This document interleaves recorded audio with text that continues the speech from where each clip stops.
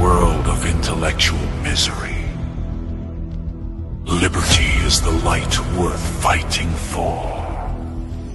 A torch of hope grows ever brighter, and the Big Brothers are charged with keeping its flame alive!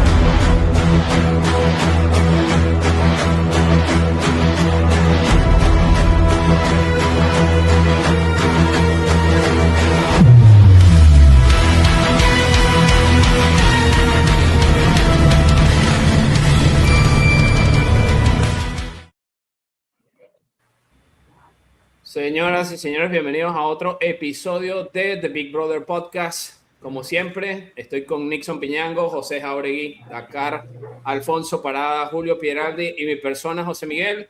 En este podcast hablamos sobre libertad, sobre sociedad, sobre dinero. Y aquí los individuos vigilan al Estado. Así que en el tema de hoy vamos a estar conversando sobre migración. Vamos a tocar un poco de la historia, todo lo que tiene que ver con el asunto económico en términos migratorios. Vamos a tocar el tema de lo que algunos llaman el supuesto racismo dentro de las políticas migratorias. Vamos a tocar Estados Unidos. Les recuerdo que todos estamos en distintos lugares del mundo y podemos hablar de distintas perspectivas desde el punto de vista migratorio, así que eso lo va a ser bastante interesante. Para quienes no lo han hecho, los invito a suscribirse al canal, a darle me gusta al video, a compartirlo cuando les guste. Siempre estamos tratando de asegurarnos que en la descripción del video les dejamos los temas de los que hablamos para el que se quiera adelantar y no quiera escuchar alguno, pues sencillamente presiona el enlace y lo lleva directamente al lugar donde está el tema del que está interesado. Antes de comenzar con el tema migratorio, no sé si supieron cuál es la primera política a partir de toda la presión que ha surgido aquí en los Estados Unidos. Trump se vio forzado a cambiar el nombre de la institución de ICE porque genera malos comentarios y malos sentimientos en la gente, y resulta ser que ahora parece que lo van a llamar NICE. Nice. Le van a agregar el N de National al principio para que los medios de comunicación tradicionales se vean obligados a decir esos agentes nice. Esos agentes nice. Lo leí, es noticia caliente. Ustedes no lo sabían, pues. Ustedes no lo sabían. Pero ahí se los dejo. De ahora en adelante, nada de ICE. Ahora es nice. Julio, danos una introducción sobre la historia de la migración, cómo funcionaba en el tiempo y cómo ha sido el desenvolvimiento a nivel mundial, el tema migratorio y en términos de la sociedad. Ok, bueno, espera. Voy a hacer un resumen muy breve de la historia de la migración, porque la migración es un fenómeno que ha ocurrido históricamente en todos los periodos de la humanidad. Vamos a comenzar con el hecho de que la humanidad en teoría se originó en África y hoy en día abarcamos cada rincón del planeta, y eso implica que han sido seres humanos que poco a poco se han ido desplazando a través de los años y han ido alcanzando diferentes territorios y los han ido literalmente colonizando, han creado sus ciudades, sus lugares de residencia y han desarrollado economías en esos sitios, y eso es todo en base a un proceso migratorio que ha tomado todo el tiempo que ha estado la humanidad en la faz de la Tierra. Tenemos registros de eso por todos los periodos históricos desde por lo menos hace 11.000 años atrás, que es cuando se conoce las primeras ciudades, y bueno, se sabe de que los habitantes prehistóricos de la Tierra lo hacían, pues hay evidencias arqueológicas y todo esto. La migración en ese punto, o el pasado lejano, nunca fue un problema. Normalmente una persona que tenía necesidades en un sitio, o una comunidad que tenía necesidades en un sitio y ya no encontraba recursos para vivir, se desplazaba a un sitio donde había mejores recursos. A veces se veían impulsados sencillamente por catástrofes naturales. Las eras del hielo, por ejemplo, forzaban desplazamientos humanos de ciertas zonas a otras porque el clima no les permitía vivir en unas zonas, cuando estaba la superficie de la Tierra cubierta en nieve y en hielo no se podía evitar y tenían que desplazarse. Las guerras son otro fenómeno que también provoca las migraciones y en algunas otras circunstancias, preferencias personales, el individuo decidía, bueno, yo me voy, quiero explorar, y esto también ocurría. Pero ¿qué pasa? Cuando las migraciones son en parte un fenómeno económico, en parte un fenómeno social, en parte un fenómeno político. Y se convierte en un fenómeno político especialmente después de una cosa que se llama la Convención de Westfalia. La Convención de Westfalia es una serie de acuerdos que comienzan en 1648, después de una guerra que se llamó la Guerra de los 30 años y que surgió en Europa. Donde todos los reinos europeos estaban peleando. Lo que estaban buscando los reinos europeos era un poco de estabilidad, donde se definiese bien que los Estados-nación, ese es el punto donde aparecen los Estados-nación, donde se definen por primera vez los límites fronterizos de los países y donde por primera vez surge el concepto de un ciudadano. Un ciudadano era el súbdito de un país y se reconocía el derecho de los países a no ser interferidos por otros estados o por otros países en sus asuntos internos. Esto creó lo que se llamó la Paz Westfaliana, que es un sistema en el que todavía vivimos hoy en día a nivel del marco político internacional, y se crean los países como los entendemos hoy en día. Una vez que se crea el ciudadano, al mismo tiempo se crea el inmigrante. Se reconocía como ciudadano a una persona que había nacido en un lugar, que era local y que pertenecía al grupo sociocultural tradicional de ese lugar. Cualquier persona que estaba recién llegando a ese lugar ya no se le reconocía como un ciudadano, ya no era un súbdito del Estado-nación, no era una parte de la estructura sociocultural que ya existía allí. ¿Qué ocurre? Eso involucra que ahora se crea una nueva visión de la migración. La migración se reconoce como inmigración o emigración internacional. Ahora se reconoce que cuando la persona se está moviendo, está cruzando una frontera y está entrando en los dominios de otro grupo de habitantes. Antiguamente, antes de que eso ocurriera, la gente se movía libremente, decidían mudarse al lugar donde por ejemplo, el que vivía en Italia, decidía mudarse a Alemania y sencillamente agarraba sus cosas, se mudaba y se ponía a vivir en el pueblo al lado, aprendía el idioma local, se aprendía algunas costumbres y se adecuaba a vivir allí. ¿Qué ocurrió? Que especialmente con el surgimiento de las diferentes vertientes de la religión católica cristiana en Europa, empezaron a haber muchos conflictos culturales y eso ocasionó que se llegase a esto que describía antes, que es la Paz Westfaliana. Bueno, pasan los años, llegamos a Napoleón Bonaparte, Napoleón I, y cuando Napoleón expande su imperio en Europa, una de las cosas que él hace es que él forza a todos los súbditos del imperio napoleónico a empezar a usar pasaporte. No es la primera persona que usa un pasaporte. Los pasaportes, o ese tipo de documentaciones se habían usado antes y se habían usado incluso en Asia, se conoce, en China se conoce que mucho antes ya había ese tipo de documentación. Pero es Napoleón el que lo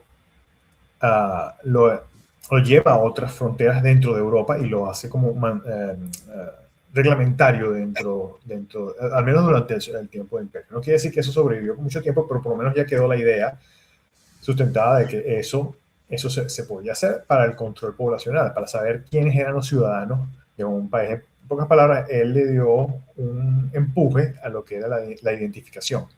Y de esa manera también podían reconocer quiénes eran las personas extranjeras. Pero todavía a ese punto el sistema de fronteras y de regulaciones internacionales no estaba completamente definido. Eso llega verdaderamente a definirse, a hacerse fuerte después de la Primera Guerra Mundial. Después de que ocurre la Primera Guerra Mundial, entonces todos los países deciden que bueno, si vamos ahora a establecer un sistema de identificación, todo el mundo tiene que tener un pasaporte y todo el mundo necesita un visado para acceder a otro país.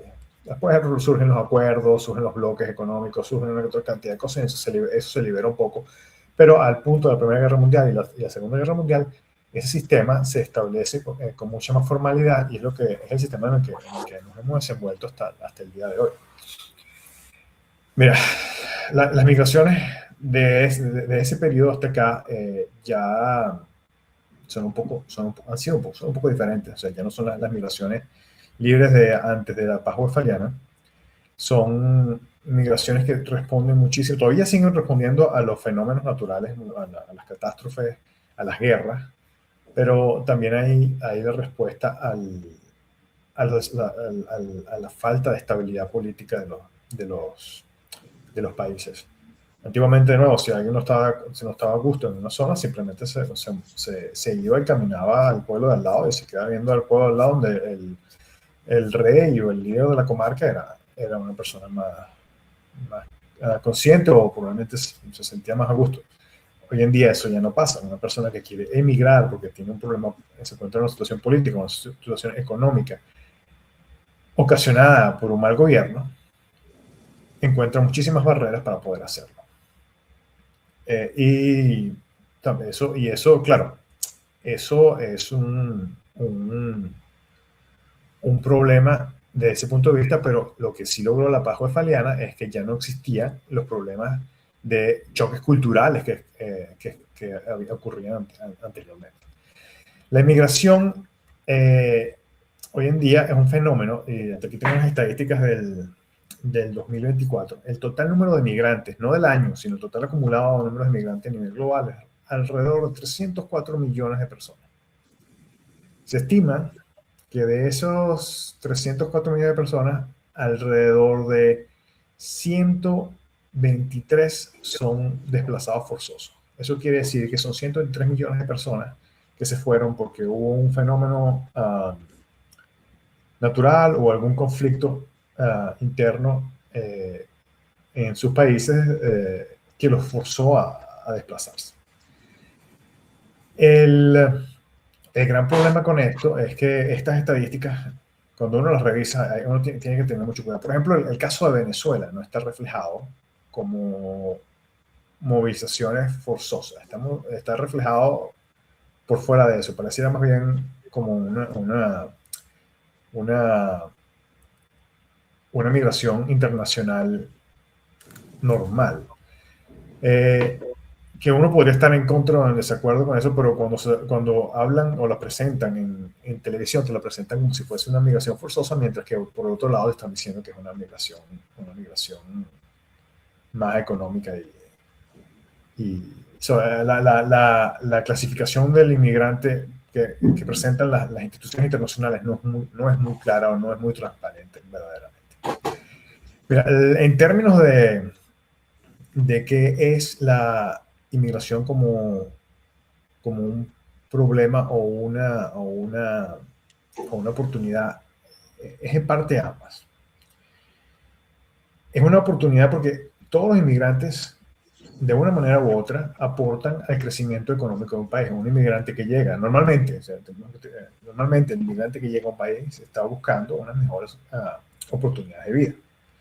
Normalmente es gente que está dispuesta a hacer sacrificios y que está dispuesta a trabajar y a echar para adelante y a aportar a ese país. ¿Dónde están los problemas en la inmigración? Los problemas en la inmigración están verdaderamente aquellos grupos de personas dentro de ese gran bloque de inmigrantes que deciden que van a delinquir o que van a simplemente importar a este país en el que están llegando como huéspedes, van a importar todas las malas costumbres que traen de sus países locales. Otra cosa normalmente en términos económicos la inmigración es un neto positivo, le da un crecimiento al país que hace de albergue para los inmigrantes. Pero claro, llegan estos casos que son minoritarios y que crean un problema social. Otro problema que también es de tinte social es cuando hay un clash de cultura. Un inmigrante normalmente debería entender que es un huésped dentro del país que lo está albergando. nosotros los cinco, nosotros cinco somos inmigrantes. Yo creo que nosotros entendemos eso. Nosotros venimos a estos países con la cabeza gacha, entendiendo que nosotros somos huéspedes de este país, hasta el punto que nos ganemos nuestro lugar y podemos, bueno, a pertenecer libremente. Lo que pasa es que mucha gente quiere eso migrar. que se le llama asimilación, lo que se le llama asimilación.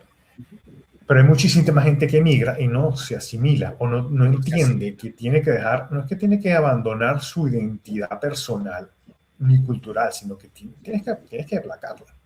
Tienes que aplacarla y tienes que convertirla en algo que sea asimilable por la gente que está alrededor tuyo. Con el tiempo, tanto tú como individuo vas a absorber parte de la cultura que te está albergando, como que tú vas a también transmitir parte de tu cultura. Y eso es lo natural, y ese es el fenómeno positivo de la parte social. Lo malo es cuando existen estas inmigraciones masivas como las que hemos visto en los últimos años, donde esos inmigrantes terminan convirtiéndose en guetos, cosa que es algo natural incluso si la inmigración no es masiva. Entonces, cuando la inmigración es masiva, esos guetos se convierten en ciudadelas dentro de ciudades y se convierten en focos de hábitos y de costumbres que no son aceptadas o no son compatibles muchas veces con la comunidad local, y eso genera choques.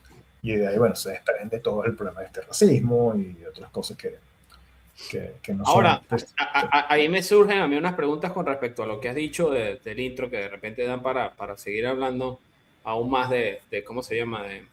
De la historia de la migración. ¿Es la condición económica desfavorable es una razón suficiente para que una persona justifique su migración de un lugar a otro?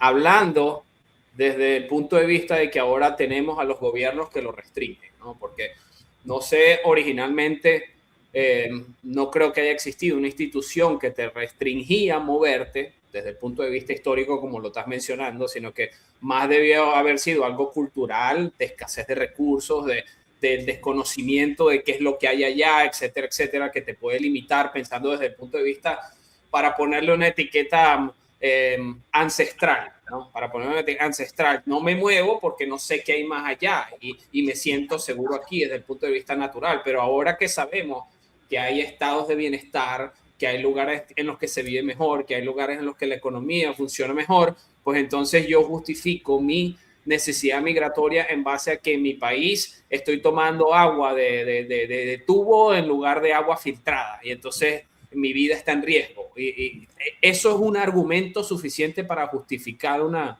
migración. Mira, ahí las condiciones de mi país. Antiguamente todavía existían esas condiciones económicas, sobre todo cuando se trataba de escasez de recursos. Vamos por un ejemplo. Una comunidad se dedicaba a la agricultura, el terreno dejaba de ser fértil, esa comunidad se movía a la siguiente región donde pudiesen desarrollar la agricultura libremente sin tener un programa de Estado. Ahora, tú estás mencionando algo que también es importante. Otro nivel de dificultad para la inmigración, las migraciones en el día de hoy son los estados de bienestar. ¿Por qué? Los estados de bienestar los sostienen los ciudadanos existentes de un país con sus impuestos. Cuando llega un inmigrante y a ese inmigrante se le da acceso sin haber nunca aportado a ese sistema de bienestar, y además se le da acceso ilimitado y sin términos, porque un asunto es ayudar a alguien por un periodo limitado de tiempo para que se establezca y empiece a convertirse en un actor financiero y económico importante dentro de la comunidad, a que llegues y te quedes viviendo del estado de bienestar por siempre, que eso ocurre en muchísimos países. Eso ocurre aquí en Australia, eso sé que ocurre en Estados Unidos, eso sé que ocurre en Europa también.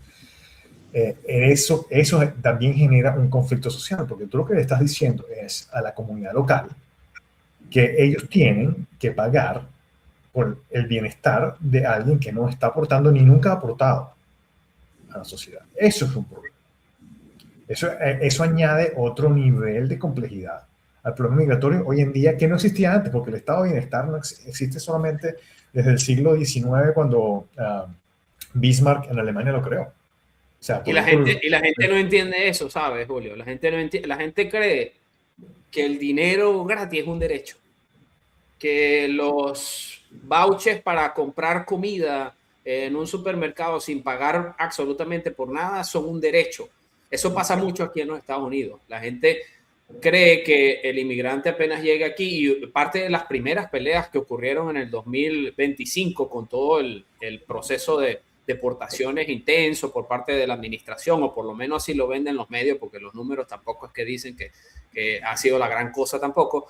La mayoría de las personas, y mucha gente de México especialmente, decían, bueno, pero es que le están quitando los vouchers de comida a los niños, pero es que le están quitando la posibilidad de acceder a un seguro de vida barato, etcétera, etcétera. Y yo decía, pero es que, o sea, viniste fue porque en México no lo podías pagar, pero aquí tampoco lo puedes pagar, o en cualquier país que estás viniendo, y entonces, como este país tiene el dinero para pagarlo, entonces vamos a forzarlo. O sea, la gente no entiende que el dinero no es un derecho, o sea, que el Estado me dé lo que yo no me puedo proveer, eso no es un derecho, eso no existe. Claro, sí, eso es cierto. Ese es uno de los grandes problemas de nuevo, de la inmigración hoy en día, y el estado de bienestar. El estado de bienestar es incompatible con una inmigración libre. Entonces, Sí, porque estás así, viene alguien a depender del estado de bienestar sin haber aportado a él, lo que estás implicando es que estás esclavizando al resto de la población que ya estaba viviendo en un sitio para mantener a una persona que no necesariamente está aportando. Y ese es el problema. En la minoría de los casos, muy probablemente, hay personas que vienen a abusar del sistema. Pero esas personas que abusan del sistema, lamentablemente, manchan al resto de la gente que viene honestamente o va mirando honestamente a trabajar y a hacer cada vez. Ahora, tengo otra pregunta. Ni siquiera nombrar a los criminales. Tengo otra pregunta con respecto a la historia migratoria. Vamos a decir, podemos ser concisos aquí. Las fronteras son un asunto natural del ser humano y de los animales en la naturaleza. Las fronteras, o es algo que se inventó la sociedad. La razón por la que te lo pregunto es porque el año pasado se hizo viral esta imagen que voy a compartir ahí en la pantalla. Y esta imagen habla de cómo funcionan las jaurías de lobos y cómo entre ellos mismos se delimitan con mapas de calor, etcétera, etcétera, cuáles son las áreas en las que cada jauría se puede mover y a cuál no se puede acercar. Y si se acerca va a haber pelea entre lobos, ¿no?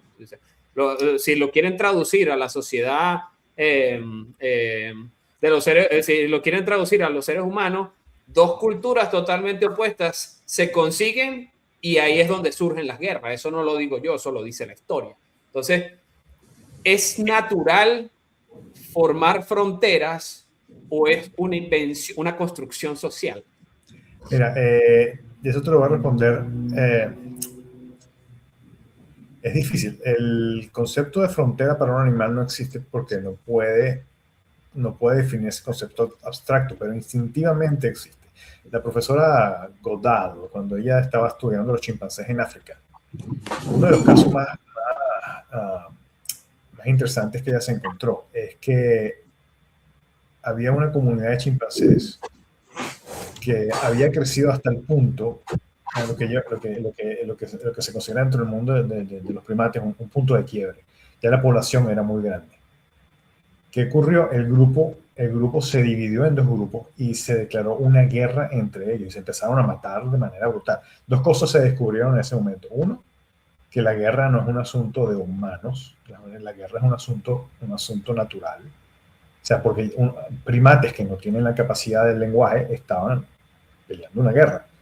Luego lo que hicieron los grupos es que se separaron, después de la masacre se separaron y empezaron a vivir en sus territorios tratando de evitarse. Efectivamente, lo que se creó fue una frontera. El problema es que un animal como tal no puede definir una frontera, no puede hablarte y delimitarte, pero instintivamente podríamos decir que sí, que existe algún... Ahora, frontera como tal, definida y demarcada, eso solamente lo hacemos los humanos. Es una cuestión intuitiva, yo diría más que, pero nosotros finalmente le pusimos una demarcación científica, una demarcación con referencia, o sea, es algo un poco más formal. Pues. Ahora, hablando de eso, de las fronteras y tratando de tocar el tema de si las fronteras deberían ser libres, si la migración debería ser mucho más flexible, que Estados Unidos es demasiado criminal, pero Europa, por otro lado, es más abierta con la migración porque entiende las crisis de otros países y está dispuesta a estar abierta para recibir a todos aquellos que necesitan ayuda, etcétera, etcétera. Yo le pregunto a Dakar cómo ha sido esa experiencia en España, y te lo voy a preguntar para que te voy a poner en contexto. En Estados Unidos, la gente cree que en las calles de Europa se la pasan estos refugiados de los distintos países en crisis caminando para allá y para acá cometiendo delitos, y la gente habla de España, obviamente habla mucho de Italia, habla mucho de Francia, principalmente hay algunos que se han atrevido a hablar de que en Suiza también se han visto estos fenómenos, etcétera, etcétera. Bueno, España, Europa es demasiado pequeño y la gente se puede mover rápidamente, no es como en los Estados Unidos, pero ¿cómo ha sido la experiencia en España con respecto a la migración masiva que ha experimentado Europa en los últimos años de estos refugiados, y que la Comunidad Europea parece tener puertas abiertas a eso? Y algunos países han pagado el precio más caro que otros, pero no sé cómo ha sido en España, porque hasta donde entiendo, España tiene un estado de bienestar bastante grande también, del que muchas personas se quieren pegar y chupar, y no sé si el asunto migratorio es otro de esos pitillos que le han colocado al Estado para que usted llegue y se pegue y chupe. En Europa podemos dividir los países o cómo ha impactado la inmigración masiva en los países. Yo lo dividiría en países como Alemania, como Bélgica, como Suecia y como Francia, que va mucha inmigración musulmana y del Oriente Medio y de África. En España también, pero España tiene la ventaja de que recibe muchísima inmigración de Hispanoamérica. Entonces la atención no es tan acuciado, no es tan visible el problema migratorio, porque evidentemente una persona que viene de Nigeria, de Somalia, es mucho más diferente a un español promedio que un guatemalteco o que un colombiano. Y aquí lo que pasa es también lo que han mencionado, que es que el estado de bienestar, me ha gustado mucho esa frase, Julio, que el estado de bienestar es incompatible con una libre inmigración, por razones económicas más que todo, ¿no? Y aquí se ha visto, en España particularmente, o se quiere establecer una relación lineal entre la inmigración, principalmente de África, con el aumento de delitos específicamente contrarios a la libertad sexual. Es el término que utilizan los cursis para referirse a las violinizaciones. En el caso de España, el último dato creo que es del 2018-2020, el 33% de la población carcelaria, es decir, un tercio, es extranjera, de los cuales más de la mitad vienen de África.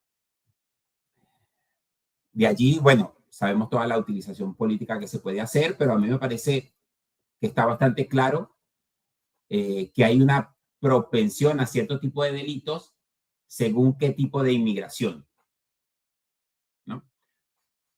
Y hay muchos tipos de inmigraciones. Está la inmigración ilegal, está la inmigración por refugiados, está la inmigración económica.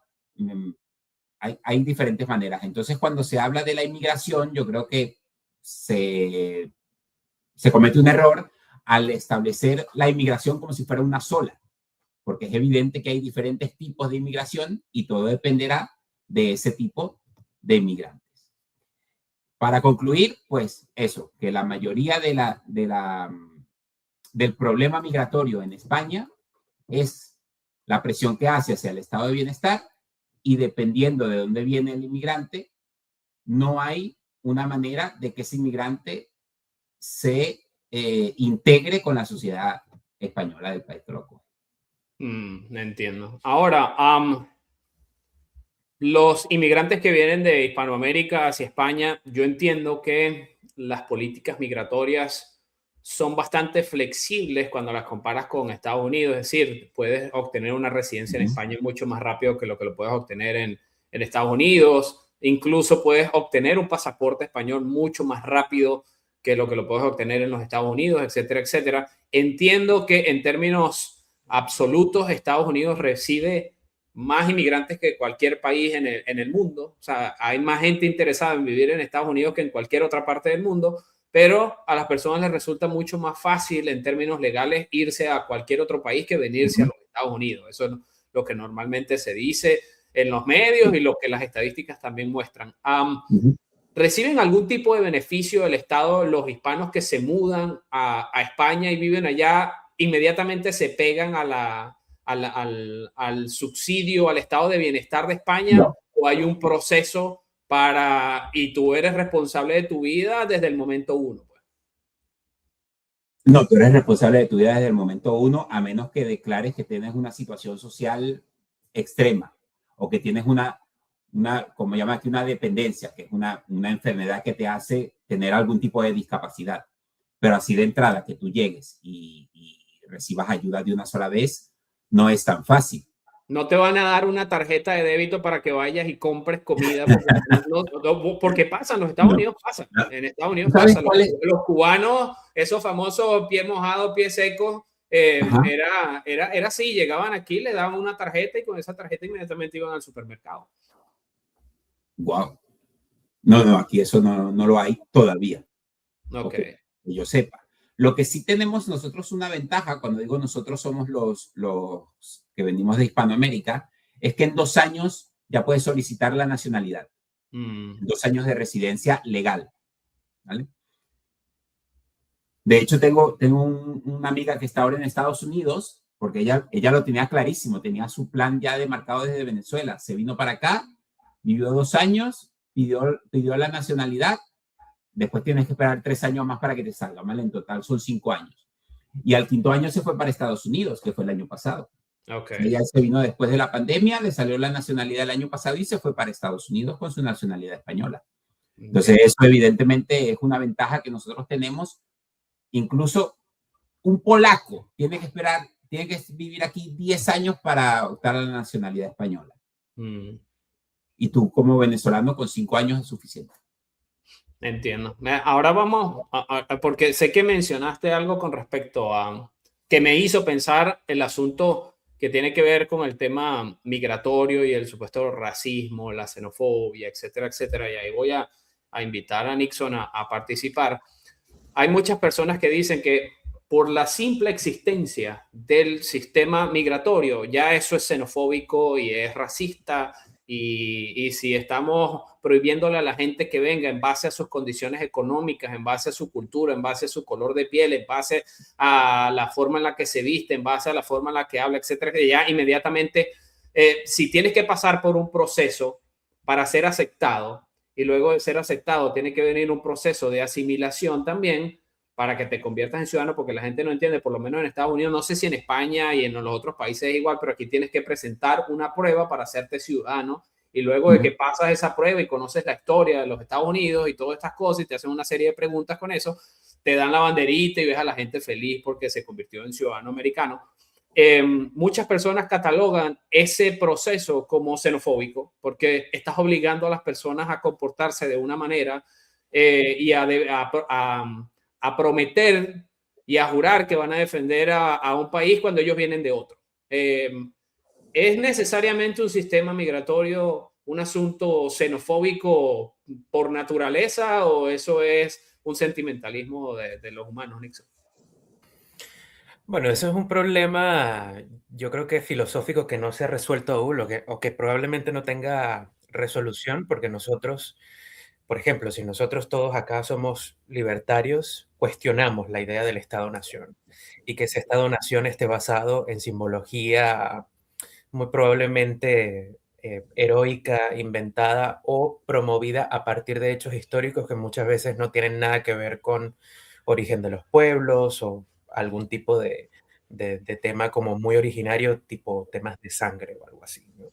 Entonces, allí se mezcla un poco esa realidad con el tema de lo que hacen los políticos o lo que han hecho históricamente los políticos. Por lo tanto, yo creo que esa pregunta como que no tendría una respuesta clara, en realidad, ¿no? Ahora, yo no creo que sea xenofóbico o racista que los estados modernos per se controlen o tengan mecanismos para controlar la inmigración. Quizás cuando yo pienso que hay algo de racismo o de que muchas personas ciudadanos individuales, que son, ellos mismos son racistas o son xenófobos, se adhieren a ciertos políticos o a ciertos discursos, lo hacen es porque quizás ven en esa persona una intención de poder endurecer de alguna manera cosas que ya son muy complicadas. Yo, por ejemplo, lo veo en el caso de Estados Unidos con algunas personas que, bueno, eh, han pertenecido, por ejemplo, al KKK o que han sido, históricamente se sabe que son personas que tienen algo de ideología supremacista blanco, podría ser supremacista de otro color de piel, pero también en Estados Unidos particularmente la supremacista blanca, que están muy asociados con el gobierno de Donald Trump. No necesariamente con el Partido Republicano, porque el Partido Republicano es como una especie de crisol de ideologías, como todos los partidos grandes de la modernidad, sino concretamente al ala trumpista del Partido Republicano, que parece ser un ala cuyo discurso anti-inmigración le parece atractivo a esas personas en particular. Y yo lo que creo que ellos ven es que Estados Unidos es un país en el que siempre ha sido complicado emigrar. No es un país que sea sencillo emigrar. Tienes que entrar de forma legal, o sea, no puedes lanzarte, digamos, por la frontera, tienes que muchas veces pagar mucho dinero a abogados para que te tramiten visas que no son nada baratas. Y en la administración Trump se ha como que se ha propuesto hacer más complicado esos sistemas de migración legal, entre comillas, ¿no? Yo lo veo también, por ejemplo, con el TPS. El TPS era una forma legal de los venezolanos o de otras nacionalidades de emigrar a los Estados Unidos. Tenías que pasar por un proceso de background check, tenías que presentar unos papeles, tenías que haber entrado de cierta forma a los Estados Unidos con una serie de condiciones y el Estado te daba este estatus de protección temporal con unos que te permitía luego trabajar de forma legal y aportar. De hecho, los venezolanos, la mayoría, pagaban impuestos, por ejemplo, ¿no? Y sin embargo, llegan a Trump y acaba con esta política, ¿no? Es como decir, bueno, si tu discurso es contra la inmigración ilegal, eso era un proceso legal de migración. Entonces, ¿por qué lo eliminas? ¿Sí?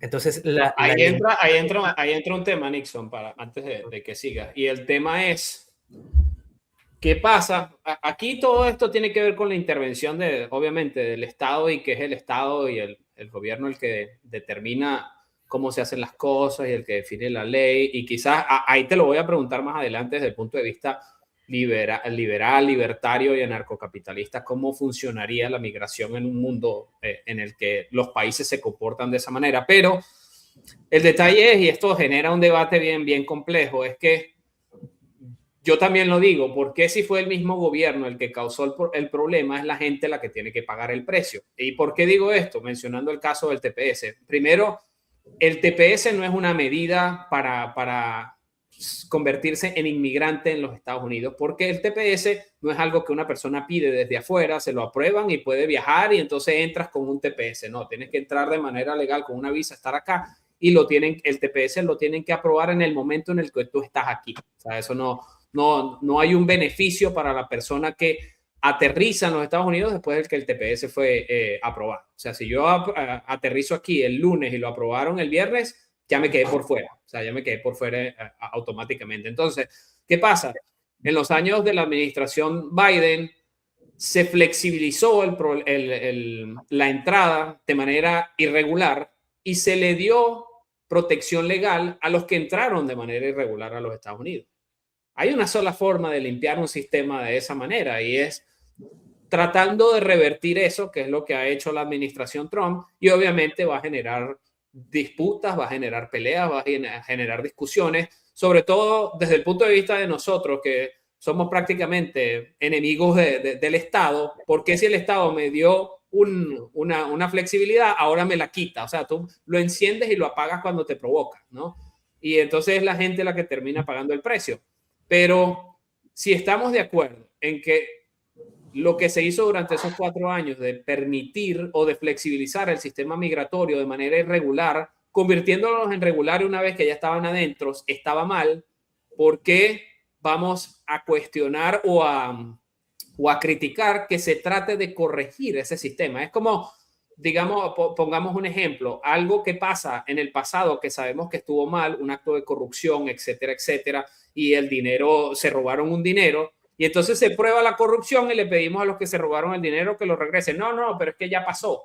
Es que ya pasó. Entonces, ya como se lo robaron, ¿para qué lo vamos a revisar? ¿Para qué lo vamos a castigar si ya eso pasó? Eso fue lo que pasó en la administración pasada, y esa es la razón por la cual esos mecanismos legales que ofreció la administración Biden fueron ofrecidos, y la administración actual considera que incluso son hasta inconstitucionales. Y entonces, bueno, ahí viene toda una pelea legal, ¿no? Pero para ponerlo de esa manera, no sé cuál es tu perspectiva desde ese punto de vista. O sea, si estuvo mal aprobarlo, ¿por qué está mal revocarlo? Yo no sé, o sea, yo estoy en parte de acuerdo contigo con lo que dices, de que muchas veces los estados, cuando hacen estas políticas, ya sea para complicar o para facilitar la inmigración, lo hacen haciendo cálculos políticos que son, digamos, en el momento.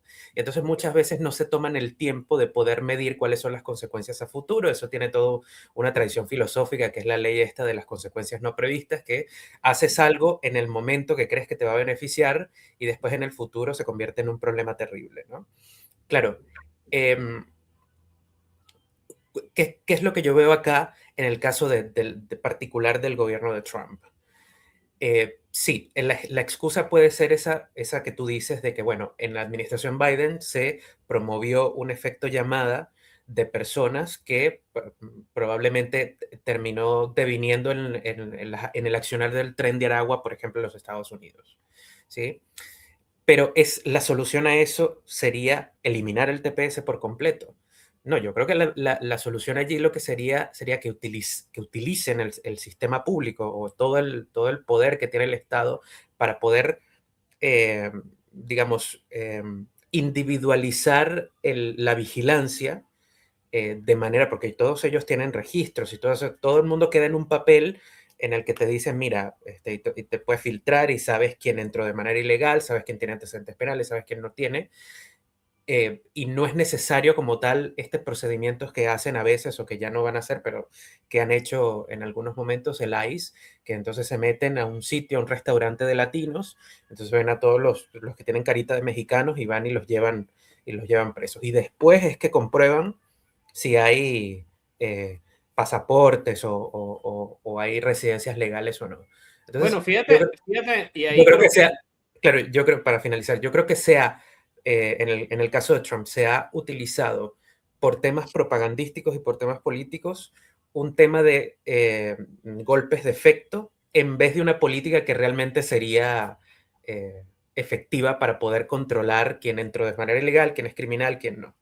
Bueno, parte de los argumentos de casi cualquier administración, creo, es que cuando se entra de manera irregular o ilegal, no hay forma de hacerle seguimiento y antecedentes a la persona que entró, ni siquiera se sabe dónde vive. Muchos de ellos, ¿qué pasa? Y esto no lo sabe la mayoría de las personas, muchos de ellos terminan trabajando con números de social que no son de ellos, sino que son clonados o robados o prestados. Entonces, Dakar fácilmente entra por la frontera y se podría terminar llamando Nixon Piñango y utilizando tu Social Security. Entonces, si yo me inclino por utilizar mi sistema legal en base a los nombres y los registros que tengo, al que voy a terminar deportando es a Nixon, no a Dakar.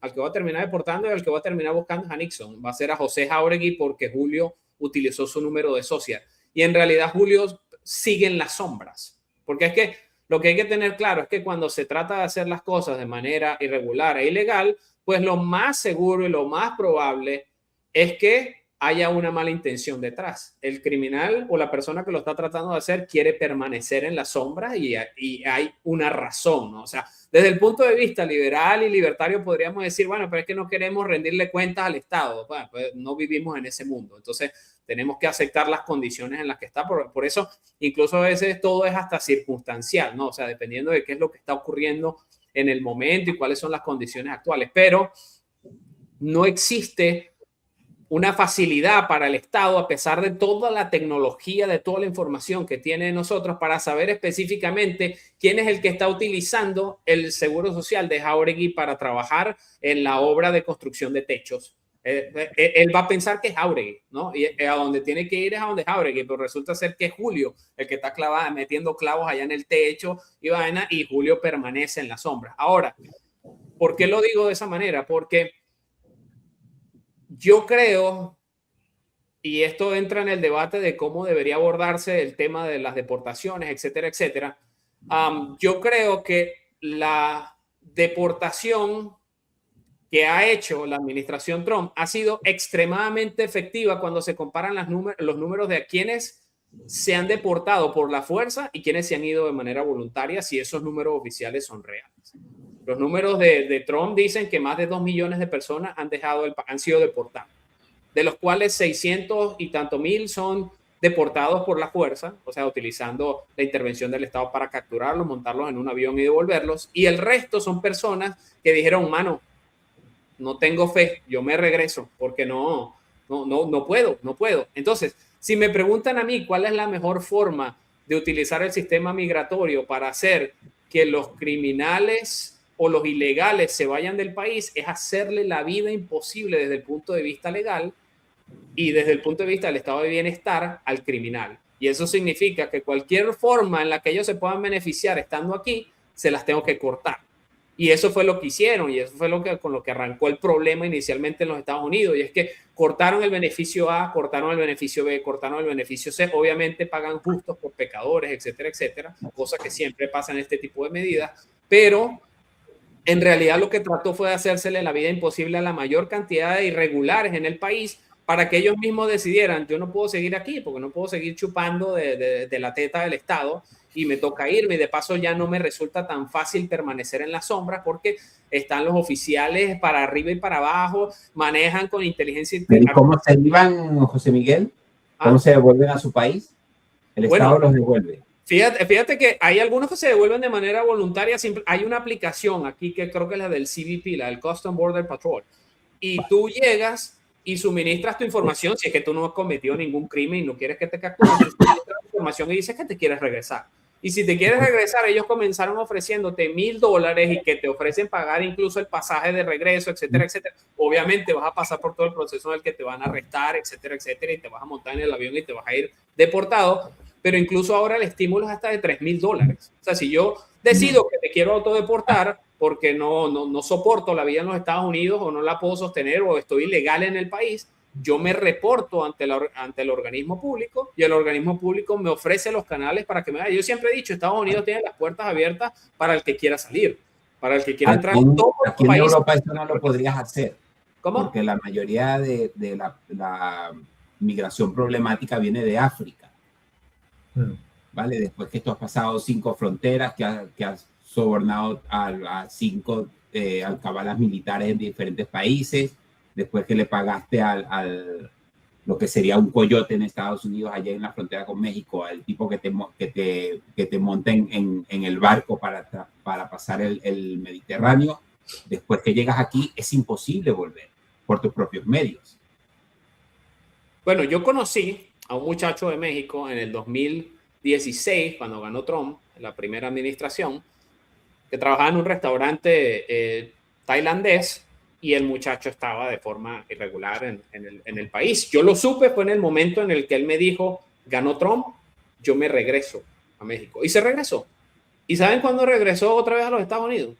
En el 2021. Cuando ganó Biden. Exactamente, en el 2021. Lo volví a ver yo en el restaurante, pasé y lo vi, me llevé una sorpresa, lo vi a distancia, no me acerqué a saludar ni nada. Lo vi a distancia y dije yo, caramba, o sea, ahí están las grandes diferencias. Ahora, obviamente, yo creo que todo esto entra en un tema económico y hay que evaluar la viabilidad económica de la migración, qué efectos tiene sobre la economía, sobre el Estado, si debería ser principalmente un asunto económico la razón por la cual se restringe o se abre o se flexibiliza un sistema migratorio en un país. Eso se lo voy a preguntar a José, que es economista. ¿Cómo funciona en términos económicos el tema migratorio, la participación del Estado?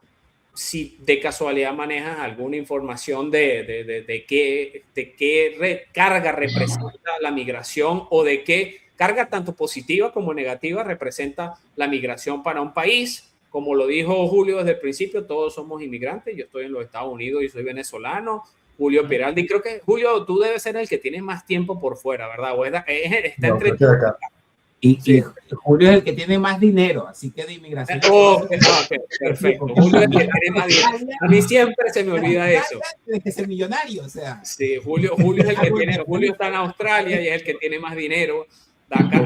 Dakar está en España y creo que es el siguiente. $500,000 Bueno, para ponerlo fácil. Yo soy el que tengo más deuda, eso es diferente. Yo salí de Venezuela en el 2015. José Jauregui salió después. No, tú saliste antes que yo, ¿no? Es que yo viví en Colombia y después me regresé y después me volví a ir Exactamente. para Panamá. Ok. Nixon, no sé en qué año saliste tú, Nixon, solo para ponerlo en perspectiva. 2018. 2018. Dakar tuvo que haber sido 2008. 2008. Acá. Ok. ¿Y Julio saliste? 2010. Ok, entonces Dakar es el que tiene más tiempo. Ahora, volviendo a la pregunta, José, ¿cuál es el rol que juega la economía en todo el asunto migratorio? Si nos preguntan a los defensores del libre mercado, decimos en vez que todo en la vida es un asunto económico. No sé si necesariamente se tiene que ver así. No, mira, o sea, yo creo que el tema migratorio es bien complejo y bien difícil de lograr tener como una raíz de posibles consecuencias que tiene. Yo creo que cada quien ha tocado un punto totalmente relevante a esta misma pregunta, y es que, digamos, por ejemplo, económico, pues siempre, porque bueno, si la naturaleza humana, el ser humano lo que busca siempre es mejorar sus condiciones de vida, y por lo tanto, si estás en un país donde tú ves que no puedes progresar o que sientes que no puedes progresar, pues va a decir, la salida fácil va a ser, bueno, no tan fácil, pues hay que tomar decisiones, tienes que ver los costos de oportunidad de qué te cuesta salir, si te cuesta, fácil el proceso de salir y llegar a, no sé, Estados Unidos, o llegar a España, o llegar a cualquier otro país, en comparación a el costo de quedarte, no sé, en Venezuela, por ejemplo, o en Colombia, o en cualquier otro país, en el largo plazo. Porque lo que tienes que verlo es en el largo plazo, o sea, no en el corto plazo de que, bueno, si yo me quedo aquí y mañana sale otro presidente que mejora todo, pues para qué me voy a ir, ¿no? Pero aún así, si mis condiciones a largo plazo no son positivas o no las veo de forma positiva, pues el efecto económico va a ser importante. Hay otras personas que básicamente es por el entorno social también, o sea, no sé, condiciones sociales en las que viven pueden también impulsar algún tipo de migración, ¿verdad? Quiero migrar porque, bueno, no sé, vivo en un barrio y no es lo que quiero para mi hijo y tengo trabajo, pero lo puedo mantener, pero realmente no quiero que vivan en esta sociedad y yo básicamente me muevo, ¿no? O sea, así, hay migraciones internas, hay migraciones externas, siempre va a haber, o sea, siempre hay migración. Lo complicado es siempre irse mucho más allá de tus fronteras. ¿Por qué? Porque hay un cambio cultural, un cambio de costumbre, que de hecho, por ejemplo, Julio lo tocó bien y creo que es importante. Por ejemplo, en la Edad Media, Italia sobre todo, uno se da cuenta que tiene todavía muchos pueblos que son ciudades, más decir, estructuradas de forma de que eran cerradas, tenían murallas, y básicamente eso limitaba de una u otra forma también la migración. Tenías murallas, ¿verdad? Todo el que entraba y salía básicamente se conocían, y si entraba un extraño era fácil de detectar. Entonces no era tampoco tan fácil migrar en algunas situaciones cuando había guerras o cuando había hambruna y demás, porque podías limitar la migración. Ahora, ¿qué pienso yo? ¿Qué opino yo al respecto a la migración? Es que realmente la migración debería ser un proceso fácil para la persona que realmente quiere emigrar de forma legal, ¿sí? O sea, si yo quiero migrar porque quiero mejorar mis condiciones de vida, pues la idea es que yo pueda ir a un país y que de una u otra manera, si me acoplo a su cultura, si respeto sus normas, sus leyes, el proceso migratorio de poder tener una residencia y estar de forma legal debería ser prácticamente sencillo, porque eso va a repercutir en la forma en cómo yo voy a actuar. ¿Qué pasa? Por ejemplo, en Estados Unidos, como acaba de decir José, mucha gente entra ilegal y por lo tanto está fuera del sistema. Entonces, si está fuera del sistema, entra en lo que se le llama como informalidad o economía subterránea, donde, bueno, las personas no pagan impuestos, las personas son algo que se conoce como free rider, ¿verdad? O sea, no pagas impuestos, pero consumes o servicios públicos. Entonces, caso de España, por ejemplo, si no estás legalizado, pues seguramente de una u otra manera logras conseguir acceso a la sanidad pública, pero no estás pagando impuestos y por lo tanto no estás aportando. Porque, más decir, como dices, estamos en una sociedad que por más que podamos ser liberales, hay que entender que hay reglas del juego. Y si yo voy a jugar en, no sé, sea el país A, B, C o D, tengo que estar consciente y responsable de que hay reglas del juego y yo tengo que cumplirlas y acatar. Pero obviamente hay países que lo hacen muy difícil ese proceso de poder cumplirlas y acatarlas por más que tú quieras hacer. ¿Sí? Te voy a poner un caso y es el caso de Panamá, en mi opinión. A mí me parece que Panamá es muy, o rechaza mucho la facilidad de que vengan extranjeros, empezando de que hay más de 250 carreras que están protegidas solamente para panameños. Por lo menos si eres ingeniero, casi todas las ingenierías están para panameños, tu idoneidad nada más la pueden tener panameños, medicina lo mismo, economía, o sea, hay varios sectores económicos que están prácticamente protegidos para panameños. De hecho, el retail, ¿verdad? O sea, es decir, el comercio por menor está protegido incluso para panameños, o sea que eso complica el comercio. Y si ¿Pero complica eso qué significa, José? Que si yo me voy a Panamá, no puedo trabajar como ingeniero. o sea, puedes trabajar como ingeniero, pero no vas a poder firmar. Entonces, básicamente, eres como, o sea, Okay. así. Yo me pregunto por qué los medios hablan de los Estados Unidos cuando los estadounidenses y Trump dicen Estados Unidos para los estadounidenses, pero no hablan de Panamá. Sí, y es que Porque Panamá es un país irrelevante, ¿no? claro, pero también es, mira, otro tema que es complicado es que, por ejemplo, yo viví en Colombia y yo, mi mamá es panameña, o sea, yo tengo mi pasaporte panameño, yo soy panameño, por nacionalidad de sangre, pero en Colombia no lo era. Y en Colombia yo todos mis trámites lo hacía a través del internet, agarraba, me metía, subía los datos, los escaneaba y me decían, venga al otro día, venga mañana y le vamos a imprimir otra vez su visa para que esté anuente. Aquí en Panamá tienes que contratar a un abogado, ese abogado lleva un poco de proceso, lleva plata, lleva dinero, lleva tiempo. Entonces, más si tú eres un migrante que vino con pocos recursos o que está realmente empezando a querer surgir, ese costo es muy alto. Entonces, ese mismo costo te impulsa a tener que irte a la informalidad, a la ilegalidad, y a la final dices, o sea, tomas la decisión de realmente fue la mejor decisión haber venido para acá teniendo todos estos costos. Entonces no terminas aportando todo ese potencial que puede tener una persona. Porque aquí no se trata de que una persona es más brillante que otra, es menos brillante que otra, porque más si la edición del trabajo, el conocimiento hace que la persona que llegue a un país y realmente quiera salir adelante, se va a impulsar. Hay papers que demuestran que personas que, por lo menos en Estados Unidos, migrantes, se formalizan y salen adelante, generan, de hecho son como más innovadores, más creativos, tienen una función empresarial como más desarrollada justamente porque necesitan o tienen esa sensación de que tengo que hacer algo. Sí, entonces por ejemplo, veo en eso que tú estás diciendo, yo vivo en un caso de éxito que es Uruguay. Uruguay es un caso de éxito de formalidad de la migración que yo creo que no tiene, debe tener algún paralelo con algún otro país, pero en Latinoamérica sin duda es como que el más representativo en ese sentido, porque acá cualquier persona que llegue al país de la forma en que llegue y inicie un trámite de inmigración legal, ya sea por, no sé, residencia de Mercosur, o sea por asilo político, como hacen los cubanos, por ejemplo, acá, todos tienen desde un primer momento un documento de identidad que les permite trabajar de forma legal. Entonces, acá prácticamente no se ven esos problemas que se ven, por ejemplo, en España, que es gente en la calle que tiene 2 años, que no tiene papeles, que no presenta pasaportes, no se sabe ni siquiera cómo se llaman o si tienen la edad que tienen.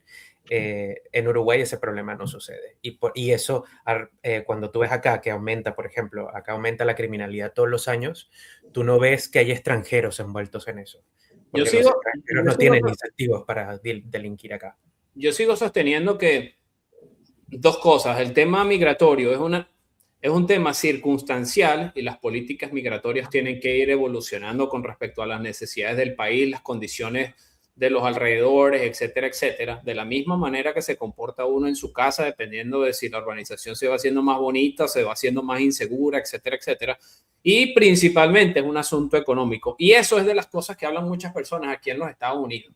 Nos estamos concentrando mucho en los Estados Unidos porque obviamente es lo que está en la boca de todos actualmente con la administración actual y los medios de comunicación, que si Trump consigue mañana la cura para el cáncer, entonces el cáncer es bueno, ¿no? Pero el detalle es que aquí lo que más se escucha en el tope, o las personas que están en posiciones de poder, que tienen influencia tanto económica como política, es que el objetivo es hacer ahora el proceso migratorio más específico en base a las reales necesidades que tiene la economía o los beneficios que podrían aportarle al país. Por poner un ejemplo, y esto es una teoría económica, ¿no? La teoría económica de que si yo voy haciendo las cosas mucho más costosas para que las personas cometan irregularidades, voy reduciendo el número de irregularidades. Creo que incluso en la tecnología blockchain se habla de esas cosas y es uno de los argumentos que utilizan en Bitcoin para justificar el por qué el sistema se va a ir encareciendo con el pasar del tiempo y los beneficios que eso va a otorgar al sistema como tal. Lo mismo se puede traspolar y comunicar a la inmigración. Trump se inventó la tarjeta dorada y entonces pagas 5 millones y tienes acceso a un proceso migratorio diferente al proceso migratorio tradicional, una de esas tantas visas para ingresar al país. Obviamente, el principio de eso es, te lo hago caro y solamente aquellos que lo pueden pagar van a poder acceder a ese servicio o a ese beneficio. Y lo más probable es que como tienes mucho dinero eres bueno, ¿no? O sea, eso es el principio básico, ¿no?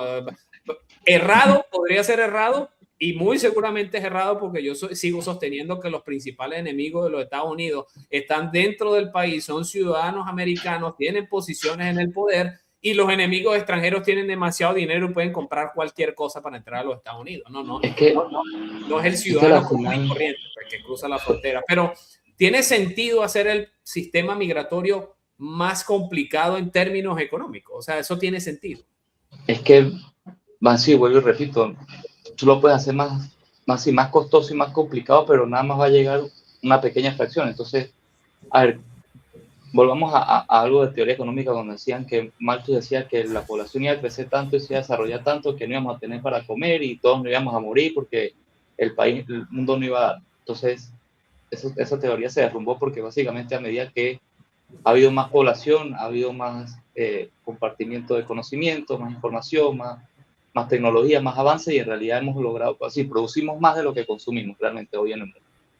O sea, tenemos la capacidad de poder casi que duplicar lo que necesita la población. Entonces, ¿qué pasa? Tú, como gobierno, tú puedes decir, bueno, es que yo voy a restringirlo porque a mí me conviene que nada más vengan ingenieros con alto coeficiente intelectual o que vengan millonarios porque van a invertir y van a poner capital. Pero es que la producción no es solamente capital, también es trabajo, o sea, es una serie de factores que vas a necesitar en ese país. Ahora, si yo restringo, por ejemplo, porque yo no quiero mexicanos ilegales que consumen droga en mi país y dañan mi país, o no quiero africanos que no tienen la cultura, pues eso es otro tema. Pero realmente, vamos a decir, el ser humano tiene la capacidad de poder integrarse porque somos seres sociales. O sea, yo necesito de poder cooperar con José Miguel, de poder cooperar con Julio, de poder cooperar con Dakar, para tener, vamos a decir, fines individuales, que es mi propio beneficio, y fines colectivos que van a la final es mejorar nuestro entorno como sociedad. Entonces yo no tengo la capacidad como gobierno, como presidente, como Estado, de poder discriminar quién es bueno y quién es malo, o quién me va a servir o quién va a ser peor. Es muy difícil yo poder saber eso.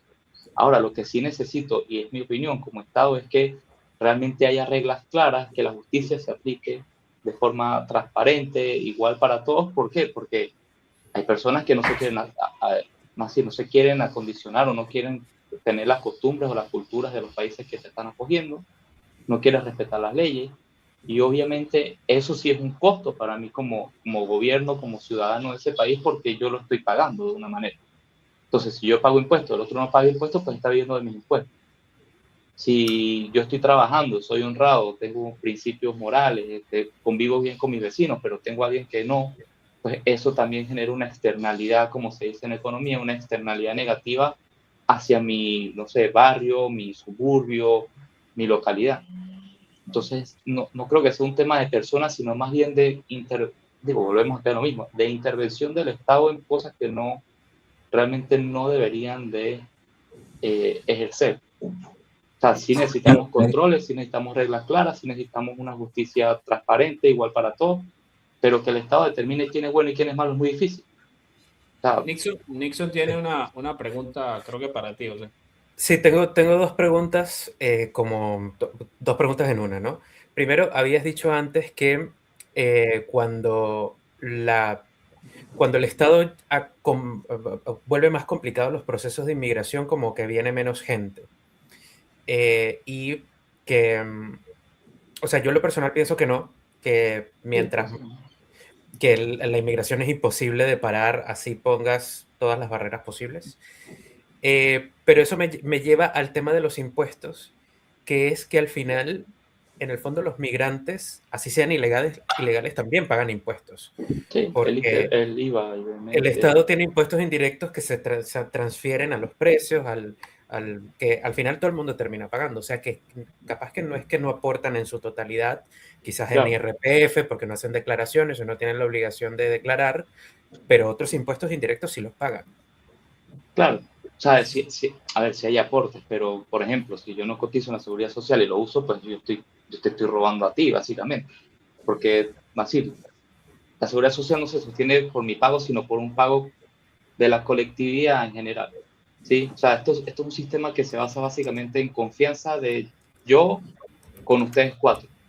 Entonces, más si yo aporto y todos aportamos, pues todos estamos bien. Pero si nada más aporta a José y aporta a Julio, pero no aportamos Dakar, Nixon y yo, pues básicamente el sistema no se va a poder complementar y empiezan a crearse, o pueden crearse, ¿verdad?, algún tipo de resentimientos o demás. ¿Por qué? Porque Julio va a decir, pero es que José usa el seguro, pero yo lo pago y él no lo paga. Entonces, eso es lo que yo me refiero con reglas claras y justicia igual para todos, porque, más decir, si yo te facilito y tú puedes pagar todos los impuestos, pues los dos estamos en las mismas condiciones y yo soy tan ciudadano como tú o como yo, porque los dos estamos basados en el mismo juego.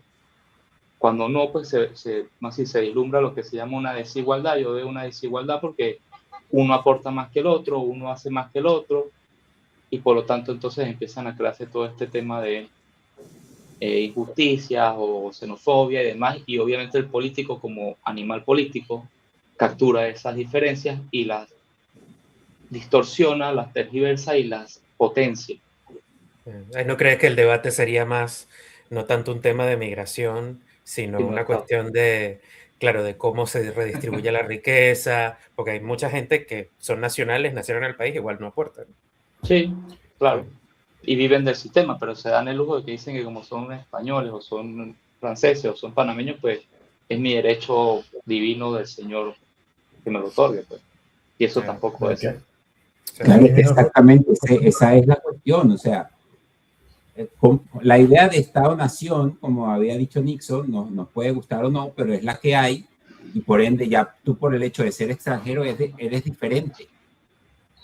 Entonces, yo estoy de acuerdo con un sistema migratorio restrictivo que no solo tenga en cuenta elementos económicos, como ha preguntado José Miguel, sino que también tenga elementos culturales para asegurar la integración del inmigrante.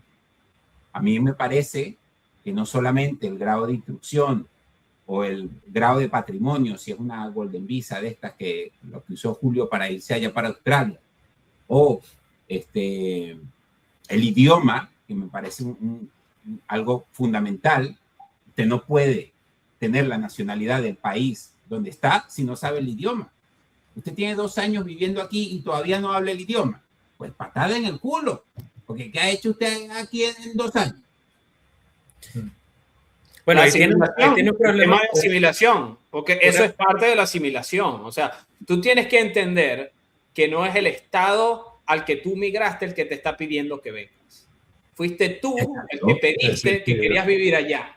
Y si tú quieres vivir allá, es porque lo que hay allá es mejor que lo que tienes acá. Y eso, yo no entiendo qué hay que tener en la cabeza para entender eso, porque a mí me resulta tan básico que no entiendo. Una persona no lo entiende. O sea, cuando una Pero persona fíjate que eres tú, hay otro componente que es, vuelvo otra vez, el estado de bienestar. Aquí hay una cosa que no son compatibles, que es recibir inmigración alegremente y tener un estado de bienestar. No son compatibles porque si estamos todos de acuerdo, bueno, algunos no, pero es el sistema que hay. Si estamos todos de acuerdo en España, que la salud es universal, gratuita y de calidad y todos los adjetivos que le ponen los zurdos a la sanidad, como un somalí que acaba de bajarse de la patera, que lo sacaron casi ahogado del mar, va a contribuir al sistema de beneficencia. Es imposible que se le pida eso al pobre hombre. Ni hablemos de la que viene del Congo, que cruzó seis fronteras con un muchacho en la espalda y se tuvo que acostar con todos los militares en todas las alcabalas para que la dejaran pasar, la pobre mujer. Entonces, o tiene una cosa o tiene la otra. El caso de España también es muy particular porque hay muchos factores políticos que entran en juego allí. Por ejemplo, eso que hacen en Cataluña de que promueven la inmigración árabe porque no les gusta que hablen español. Totalmente. Mira, Entonces, hay una locura ya. Hay un par de cosas más que todavía, bueno, ya el tema político lo tratamos, pero podemos profundizar un poco más. La otra lista es la realidad física. La gente cree que la física la pueden doblegar. Y el caso más importante de este es los Estados Unidos, sobre todo, y es el tema de la infraestructura. Tú tienes una infraestructura que está creada, que está construida para un cierto número de gente. Sí, naturalmente esa infraestructura va creciendo a cierto paso y debería irse mejorando continuamente. Pero si tú empiezas a recibir masivamente gente que va a empezar a utilizar esa infraestructura va a empezar a fallar. En el caso de los Estados Unidos, antes del 2020, el número de inmigrantes total promedio que está entrando al país no pasaba muy lejos del millón de personas. Entre los años 21 a 24 llegó casi a los 3 millones de personas todos los años. En pocas palabras, tú le estás demandando a la infraestructura que soporta a esa gente, sea hospitales, vivienda, vialidad, tú le estás demandando que se duplique. Eso en 3, 4, 5 años es irreal. Es una infraestructura que necesita décadas para poderse duplicar. Eso no es tan sencillo. En la serie esta de Pitt, no sé si la han visto, que está en HBO, se trata justamente ese tema con la congestión de los hospitales. Pero fíjate que hay varios tipos de acá y el tema de muchos liberales o libertarios que dicen que la migración, que uno es un ciudadano del mundo, que no sé qué, más decir, y comparan como el antes de Estados Unidos en, no sé, de 1800, 1900 ahora. Así, yo en 1800, 1900, yo llegaba con una maleta y me tenía que enfrentar a un montón de cosas, entre delincuentes, del clima, y llegaba a un pueblo en el salvaje oeste, ¿verdad? Porque se le conoce como el salvaje oeste, pero yo debo proveerme todas mis necesidades. Dormías con una pistola al lado. Claro, en cambio, ahí de repente el mercado podía surgir más, vamos a decir, si llegaba de repente una migración muy fuerte, pues bueno, el mercado, ¿verdad? Empezaba a ver que, oh, mira, necesito más comida, o necesito más bares, o más restaurantes, o más hospitales, veían de verdad de forma mucho más rápida se puede ejecutar un proyecto de forma privada, pero ahí imaginemos lo que dice Dakar, el estado de bienestar. O sea, el Estado, el aparato burocrático que se ha atribuido funciones como la salud, la educación, la seguridad, es más por orígenes burocráticos, o sea, que para él poder responder ante cambios en el consumo, en la demanda o la cantidad de gente, es mucho más lento, como dice Julio. Entonces, obviamente, un hospital privado, es decir, si la seguridad fuera privada, la salud fuera privada, la gente, ¿verdad?, pudiese pagar y de repente los hospitales dicen, mira, tengo una demanda muy alta, me voy a endeudar hoy, no sé, $1.000 millones y ese hospital lo voy a construir que en 3 años lo tenga listo. Pero el Estado no es así.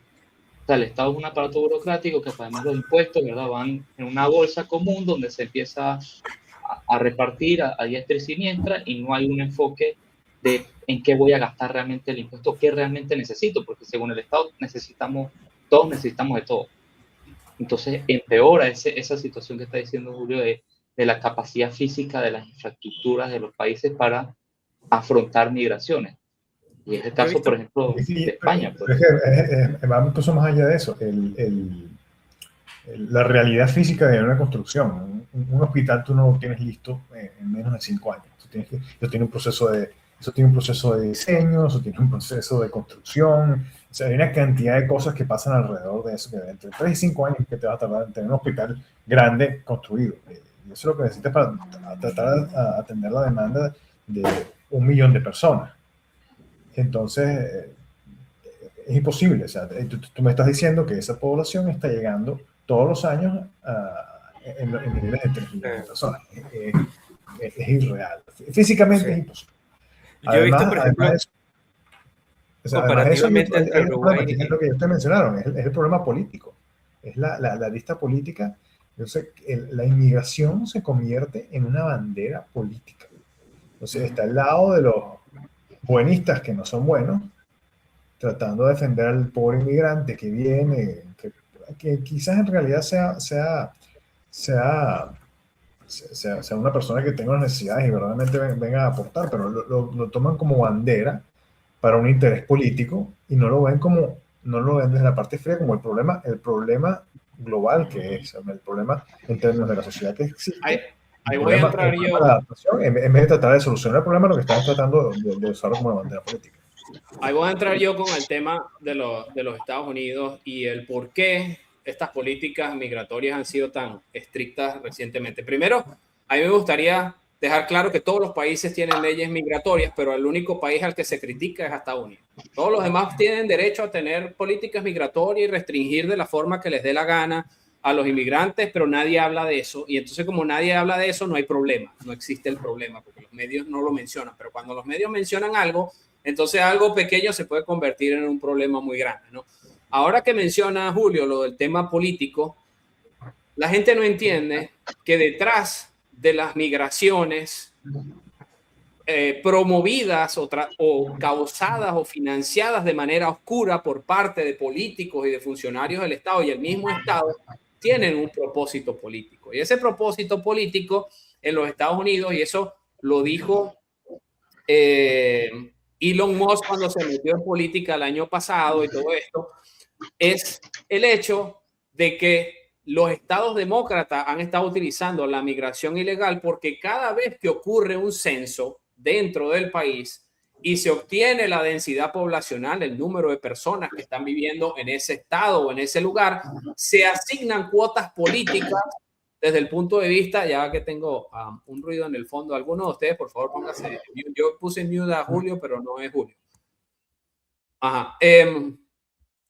La razón por la cual eso está ocurriendo es precisamente porque los estados demócratas han estado empujando la migración ilegal e irregular, porque cuando se hace el censo no te pregunta, para usted es ciudadano, usted nació aquí, ¿en qué hospital nació? Eso no ocurre. Aquí se cuenta incluso hasta la persona que está en paso temporal. Hasta la persona que está en paso temporal se cuenta en el censo. Cuando ese censo se termina, que si no me equivoco se hace cada 10 años, cuando ese censo se termina, se asignan las cuotas y ustedes saben que aquí está la Cámara de Representantes y el Senado. El Senado tiene una representación de 2 senadores por cada estado, o sea, y eso no cambia, ¿no? Pero en la casa, en el House of Representatives, ellos tienen asignaciones y esas asignaciones vienen determinadas por el censo que se hizo, porque obviamente lugares que tienen más gente deberían tener más representación. Ese es el principio. Elon Musk denunció, Trump lo denunció, la administración Trump lo ha denunciado, que esas irregulares han venido ocurriendo en el tiempo y que no se han corregido, y precisamente por eso es que ellos, yo no sé si en todos los países en los que, de los que estamos aquí, pero en Venezuela se te pide un ID para votar. Me imagino que en España es lo mismo, Uruguay es lo mismo, Panamá es lo mismo, Australia es lo mismo, Estados Unidos es lo único que no tiene esa vaina. Tú llegas allá y es la propia voluntad. No, aquí no, tampoco. Aquí no te piden ID. Aquí no te piden, allá no te piden ID en Australia. Ok, bueno. No Eso, registrado, te revisan una lista, pero Y nadie en te Reino pide. Unido tampoco. Esas son cosas, eso es anglo, una Eso es tradición anglo-americano. anglosajona. Ya el gran hermano lo tiene vigilado. bueno, eso significa que tú llegas aquí a votar y tú dices que tú te llamas Ramón y no tienes que probar que eres Ramón Gutiérrez, porque si la persona que está ahí está con el partido que quiere corromper las elecciones, te deja pasar. Te deja pasar y dale, vota, y más si sabe que está en una comunidad donde se vota mayormente por su partido político. Entonces, ese tipo de problemas se han venido originando con la migración y eso es lo que ellos han querido restringir a través de la migración, que el censo se engorde para darle cuotas políticas a los países que están protegiendo a los ilegales y a los criminales que vienen a vivir en el país, que no todos los que son ilegales son necesariamente criminales desde el punto de vista de que cometieron un crimen como robo, asesinato, violación, etcétera, etcétera, sino que son criminales desde el punto de vista de que violaron la ley migratoria de los Estados Unidos. Eso es lo que se conoce como criminal cuando se acusa a un ilegal de ser criminal sin tener otro crimen encima, ¿no? El detalle es que después de eso vienen los otros crímenes que se cometen en la sombra. Pero ese es el problema principal y esa es la razón por la cual el tema migratorio efectivamente se ha convertido en un tema político exclusivamente. El hecho de que yo puedo utilizarlo a mi favor para engordar los números en mi comunidad, en mi región, en mi alcaldía, en mi municipio, como lo quieras llamar, en mi condado, y de esa manera yo obtener más cuotas de poder para que cuando estemos debatiendo en Washington, yo sea el que determina hacia dónde se encaminan las cosas. Entonces, si eso está pasando de esa manera, a mí me resulta muy racional, a pesar de que las políticas sean estrictas, a pesar de que lamentablemente paguemos justos por pecadores, etcétera, etcétera, el hecho de que tienes que reforzar el sistema y tienes que atacarlo de raíz y lamentablemente en el camino van a pagar unos que no tuvieron que pagar. Yo recuerdo a Trump siendo entrevistado por Elon Musk en el 2024 en un live que hicieron en ¿cómo se llama? En X. Era de las primeras pruebas que se estaban haciendo, etcétera, etcétera. Y Elon Musk conversaba sobre todas las personas que cruzan la frontera de manera ilegal y yo recuerdo a Trump diciendo, nosotros sabemos que la gran mayoría de las personas que cruzan la frontera de manera irregular no necesariamente son personas malas, pero detrás de ellos están viniendo personas malas que se están cubriendo las espaldas a través de esta inmigración irregular y nosotros tenemos que conseguir a esas personas.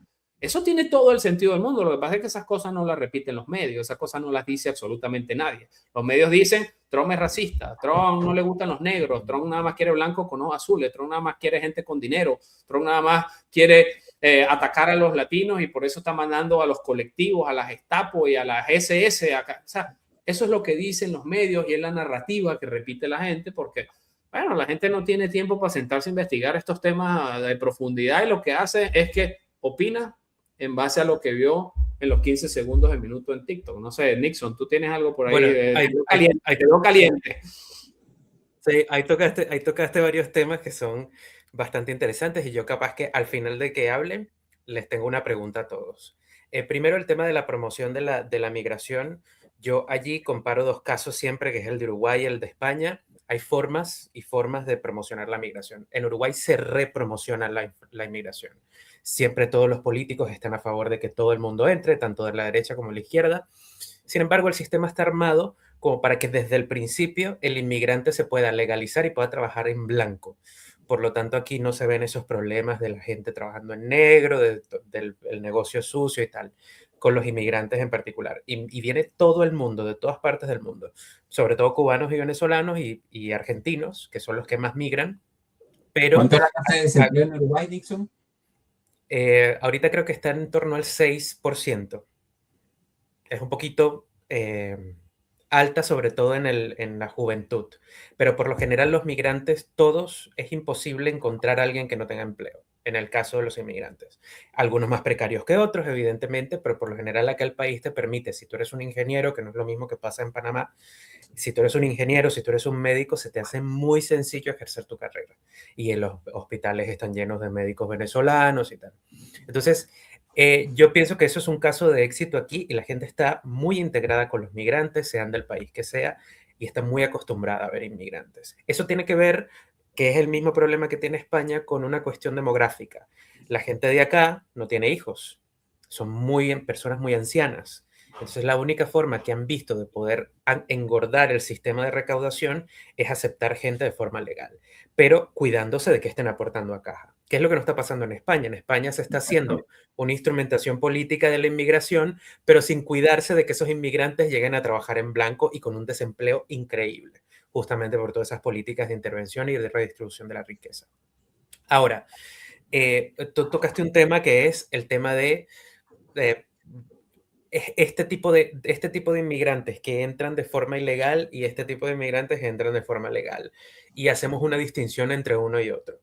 Y muchas veces se toma como referencia el cómo se entra al país. Por ejemplo, en Uruguay nadie entra por avión, todo el mundo entra por tierra. Se disponen canales regulares para que la gente que mayoritariamente emigra por Latinoamérica o desde Latinoamérica entre por tierra, que es lo que pasa en Estados Unidos. La mayoría de los inmigrantes entran por tierra. Entonces, ¿qué inmigrante es ilegal? ¿El que entra por tierra o el que entra por avión? Es una pregunta que tengo en general para todos. Es que en ese caso depende de la circunstancia de cada país. En Estados Unidos es mucho más viable que entres por avión y eso no es lo que determina la ilegalidad, ¿no? Lo que determina la ilegalidad es que hayas entrado sin permiso del Estado, en este caso. Indistintamente, pudiste haber entrado por bote y llegaste a una costa de Miami como solían hacer los cubanos, y esa es una forma de emigrar. No, eso no. La forma en la que entraste no es la que determina necesariamente si entraste de manera ilegal o no, porque hasta donde pero tú no consideras que en Estados Unidos y pedir protección legal y pedir asilo, y entonces entras en un proceso legal desde la frontera. El detalle es que cruzaste sin solicitar permiso. Como si... Pero ¿tú no consideras que en Estados Unidos sí hay como una especie de distinción entre el que se lanza por una valla y el que se monta en un avión con una visa de turista y llega a un aeropuerto y dentro pide, no sé, asilo político? Sí, lamentablemente son narrativas. Lamentablemente son narrativas que se utilizan de forma incluso irresponsable y se utilizan de forma irresponsable de lado y lado, porque yo critico muchísimo la narrativa del Partido Republicano al momento de hablar de inmigración, porque la gran mayoría del tiempo suena a que están en desacuerdo con todo tipo de inmigración actualmente. O sea, ellos ahora suenan como cualquier inmigrante es ilegal ahora. O sea, así es como suenan actualmente. No es necesariamente lo que quieren decir, no es necesariamente lo que piensan, no es necesariamente lo que piensa la mayoría, porque lamentablemente estamos siendo objeto de lo que los algoritmos nos dice a cada uno de nosotros. Yo de seguro entro a X ahorita y reviso información sobre migración y a mí me va a decir una cosa y yo le digo a Nixon, entra a ver qué está hablando la gente de inmigración y tú vas a ver algo totalmente opuesto.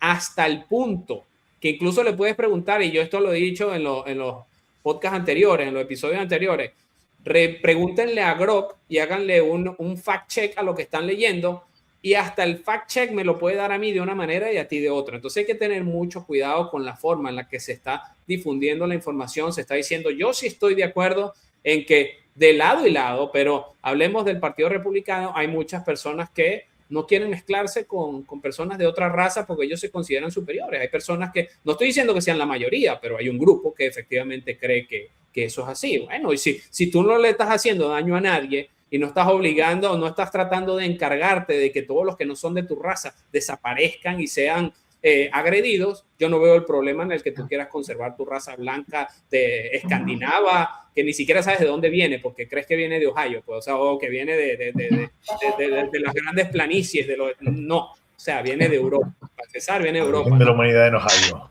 Sí, pero, o sea, no, si tú quieres algo de Ohio, seguramente te va a salir indio. O sea, esa forma de pensar no es única de republicano, porque el demócrata también va a ser. El demócrata, que era esa parte de la Norteamérica del Sur, Florida y demás, o sea, esa gente era más nacionalista y más, yo soy el estadounidense y todo lo demás no es nadie. Miren, no sé si lo saben, pero el estado de Massachusetts es de los más demócratas. Y la mayoría de los hispanos dicen que se sienten discriminados en Massachusetts. sea, son demócratas, supuestamente son los defensores de los inmigrantes en los Estados Unidos, pero la gente se siente rechazada porque obviamente ya son todos blancos, ojos azules, 6'5", 6'4", 6'3". Entonces cuando ven que tú mides 5'10", 5'9", y tienes acento, este no es de aquí, este no es de aquí. Y hay muchas personas que dicen que perciben el racismo, no sé si necesariamente están siendo objeto de racismo, pero lo perciben en la forma en la que los tratan. Y estamos hablando de un estado que es demócrata, porque hay que tener una cosa clara. En los demócratas hay muchos blancos o azules también. Entonces, cuando ellos hablan de los blancos, son bien hipócritas. Es que dentro del tema migratorio hay demasiada hipocresía. La hipocresía de que Estados Unidos no puede decir América para los americanos, pero los mexicanos sí pueden decir México para los mexicanos. O sea, ellos sí pueden decirlo. De hecho, hace poco se hizo viral la información de que hay unos estadounidenses que se mudan a la costa del Pacífico, si no me equivoco, en México, compran propiedades, compran terrenos y ponen un fence, una valla para que la gente no se meta en la propiedad que ellos compraron, y esa valla se extiende hasta la costa y agarra la playa, porque también compraron el pedazo de playa de ellos para tener la casa ahí. Entonces salieron los mexicanos diciendo que quieren que se devuelvan a su país porque la playa es de los mexicanos. Entonces que una estadounidense blanco, ojos azules, construya una playa en la zona baja de California y le ponga un fence y no deje entrar a mexicanos, él sí es racista, ¿no? Él sí es racista, pero si lo hacen en México, es totalmente de acuerdo. Y eso, mi amigo Franklin Camargo hizo unos videos para Prager University sobre eso, y es increíble cómo las personas se pueden contradecir y ser hipócritas en menos de un minuto. O sea, le preguntas una cosa y le vuelves a hacer la pregunta de manera inversa al minuto y la persona voltea inmediatamente la opinión hasta el punto que no sabe qué era lo que estaba diciendo, porque hay demasiado. Como el amigo de Dakar, Antonio Maestre, propagandista de Podemos en La Sexta en España, ¿no? Que critica a Trump, exacto, critica a Trump por sus políticas migratorias, nazis, racistas, no sé qué, y después él anda diciendo que los venezolanos somos unos gusanos, que hay que deportarnos a todos porque estamos a favor de que Trump no le haya llevado a Maduro. No le favorece porque le está jugando en contra al gobierno. Claro. Yo definitivamente estoy de acuerdo. Estoy de acuerdo con que el tema migratorio en los Estados Unidos es lamentablemente un tema de seguridad nacional, y por eso es que esta administración está reaccionando de la forma en la que está reaccionando. Yo no creo que la mayoría de los enemigos de los Estados Unidos entran por la frontera sur. No lo creo. Ahí hay otras influencias, hay las personas que bajan los recursos, todo lo que está pasando en Minneapolis con la corrupción con los somalíes y todo eso. ¿Quién fue el que bajó los recursos? ¿Quién fue el que aprobó? ¿Por qué no van contra ellos? Yo creo que el 2026 va a ser bien entretenido en los Estados Unidos del destape de corrupciones que se van a venir, porque la gente que cree que el Departamento de Eficiencia Gubernamental fue un chiste, no fue un chiste. Eso fue nada más la puntica del iceberg de lo que van a empezar a desarmar. Y en todos los países del primer mundo, la inmigración es un problema de seguridad nacional. Es un problema de seguridad nacional. Y lo que pasa, la gente cree... Aquí en Europa está el problema que dice Nixon, que es que la demografía es la que es.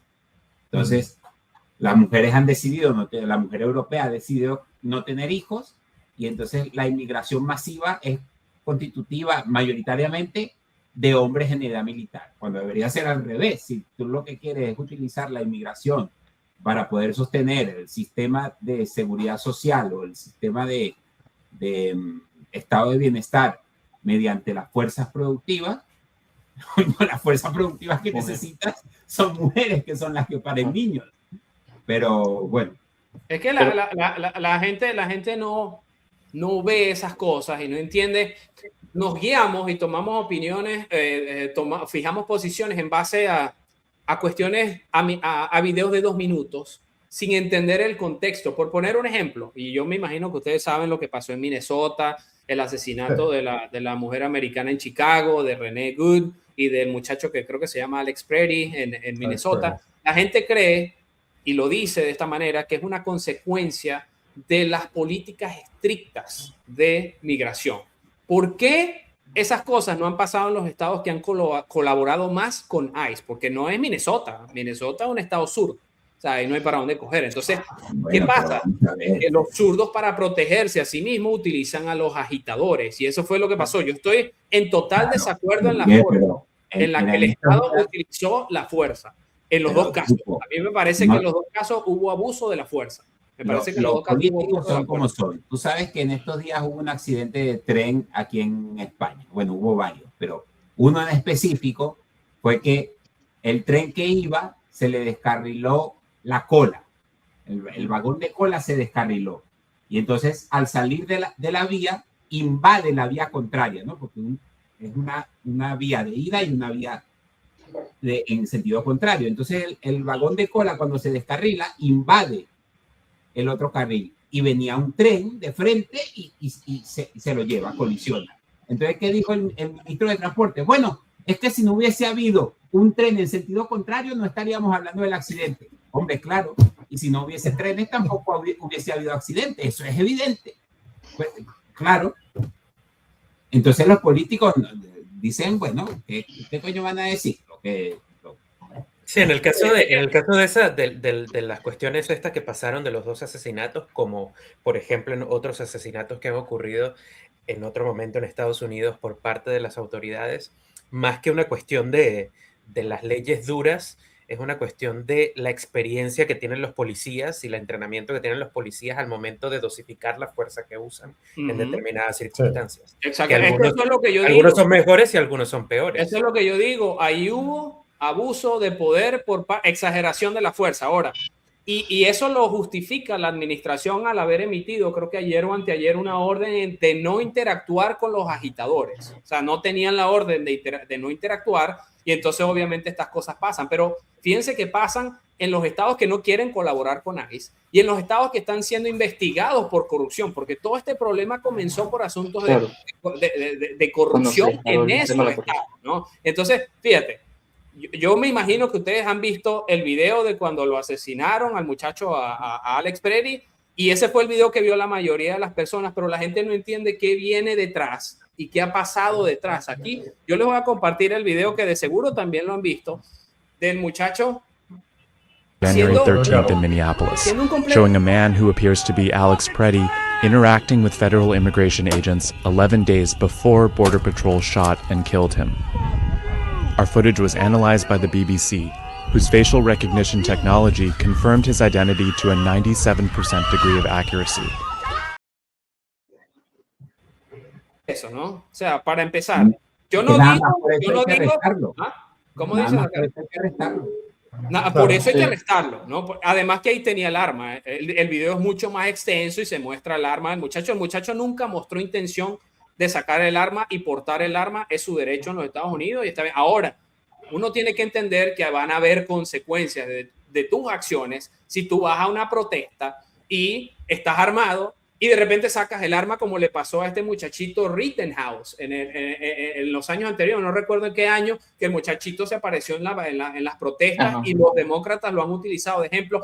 Cuando él se apareció con armas sí tenía derecho, pero Alex Preedy, porque es demócrata, no tenía derecho. No, el detalle es que el muchachito tuvo que probar en una corte, porque estuvo arrestado, tuvo que probar en una corte que sí la utilizó para defensa personal, y al final el juez terminó dictaminando que efectivamente fue en defensa personal. Pero el detalle hay una diferencia.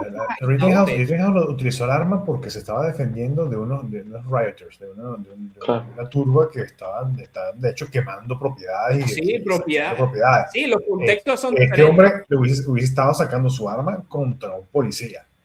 En el momento que él pone el arma afuera, el policía ya es una amenaza. En ese punto. En ninguno de los videos se muestra que el muchacho sacó el arma. En ninguno de los videos. No la sacó. Sí, él no la sacó.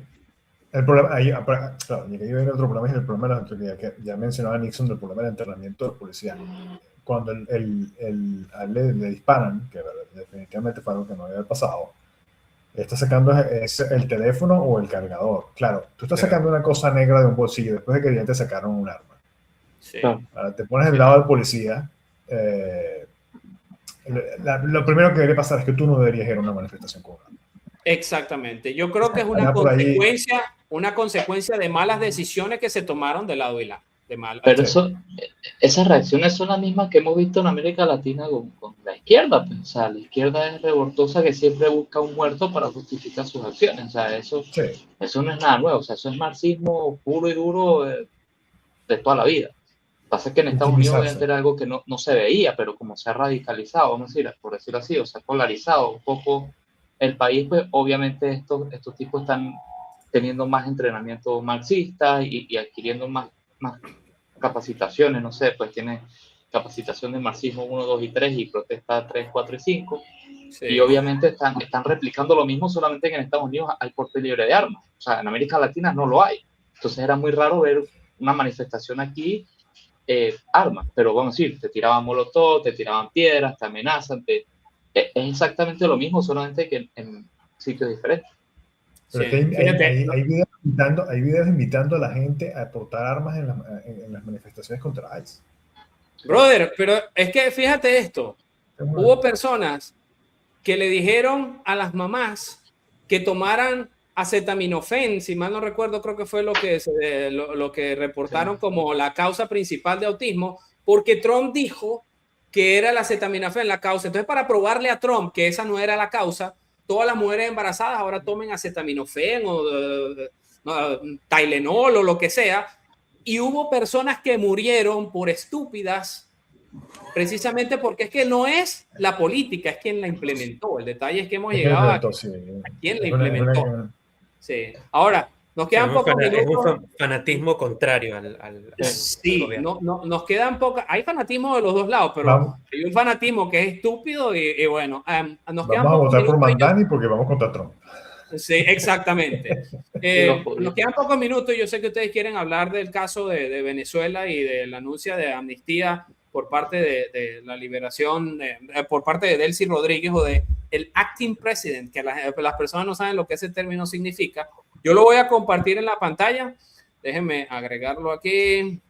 Daniel Lara Farías tiene un término que traduce bien esa palabra. Presirvienta. ¿Cómo? Presirvienta. Presirvienta, perfecto.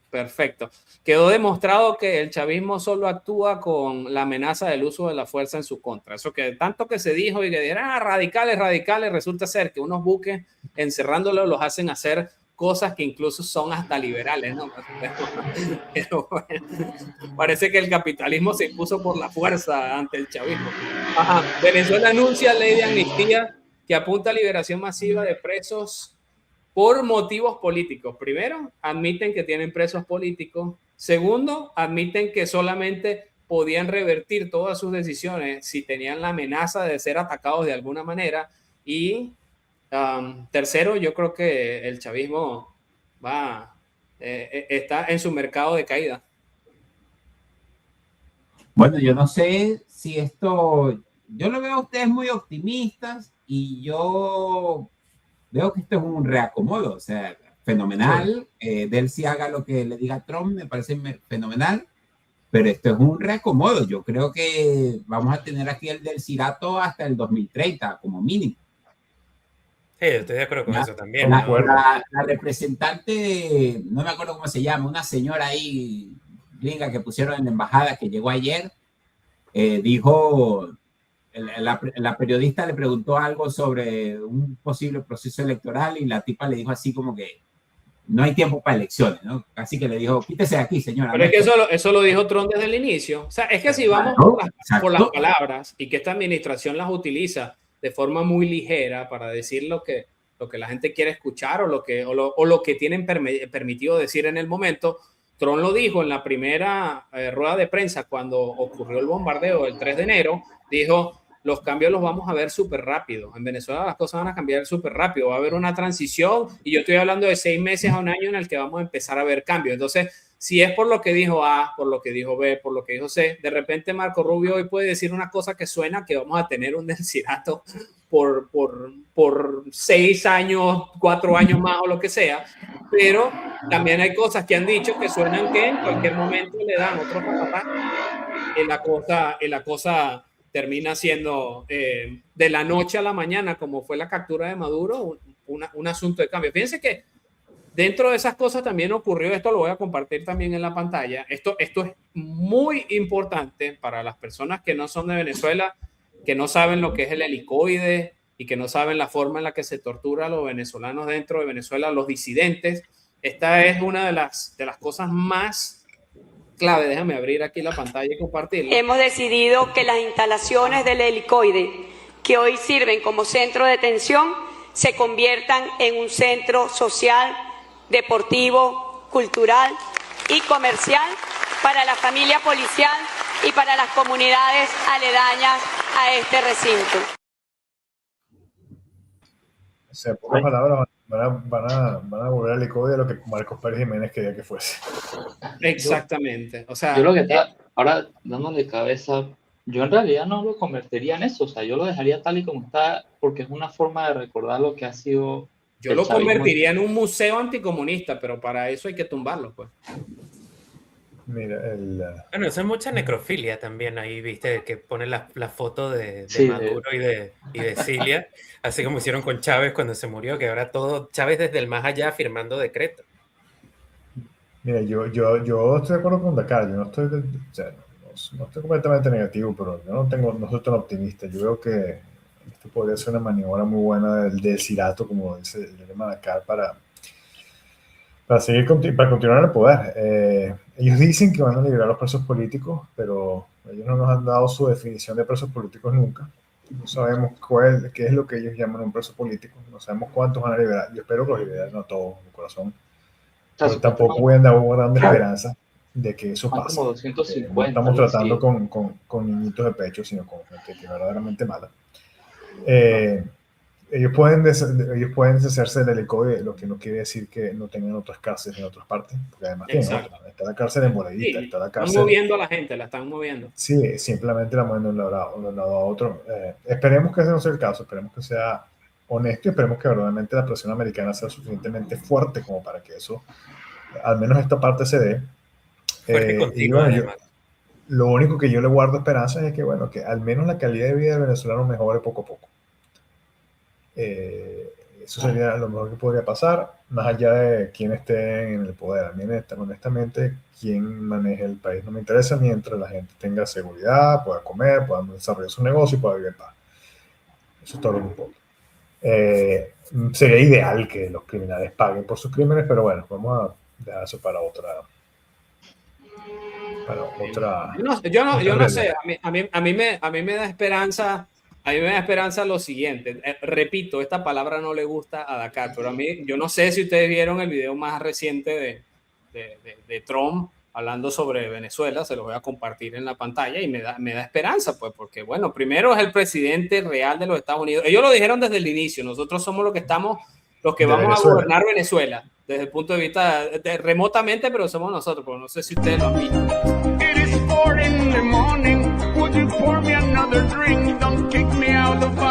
¡Viva Venezuela libre, no joa!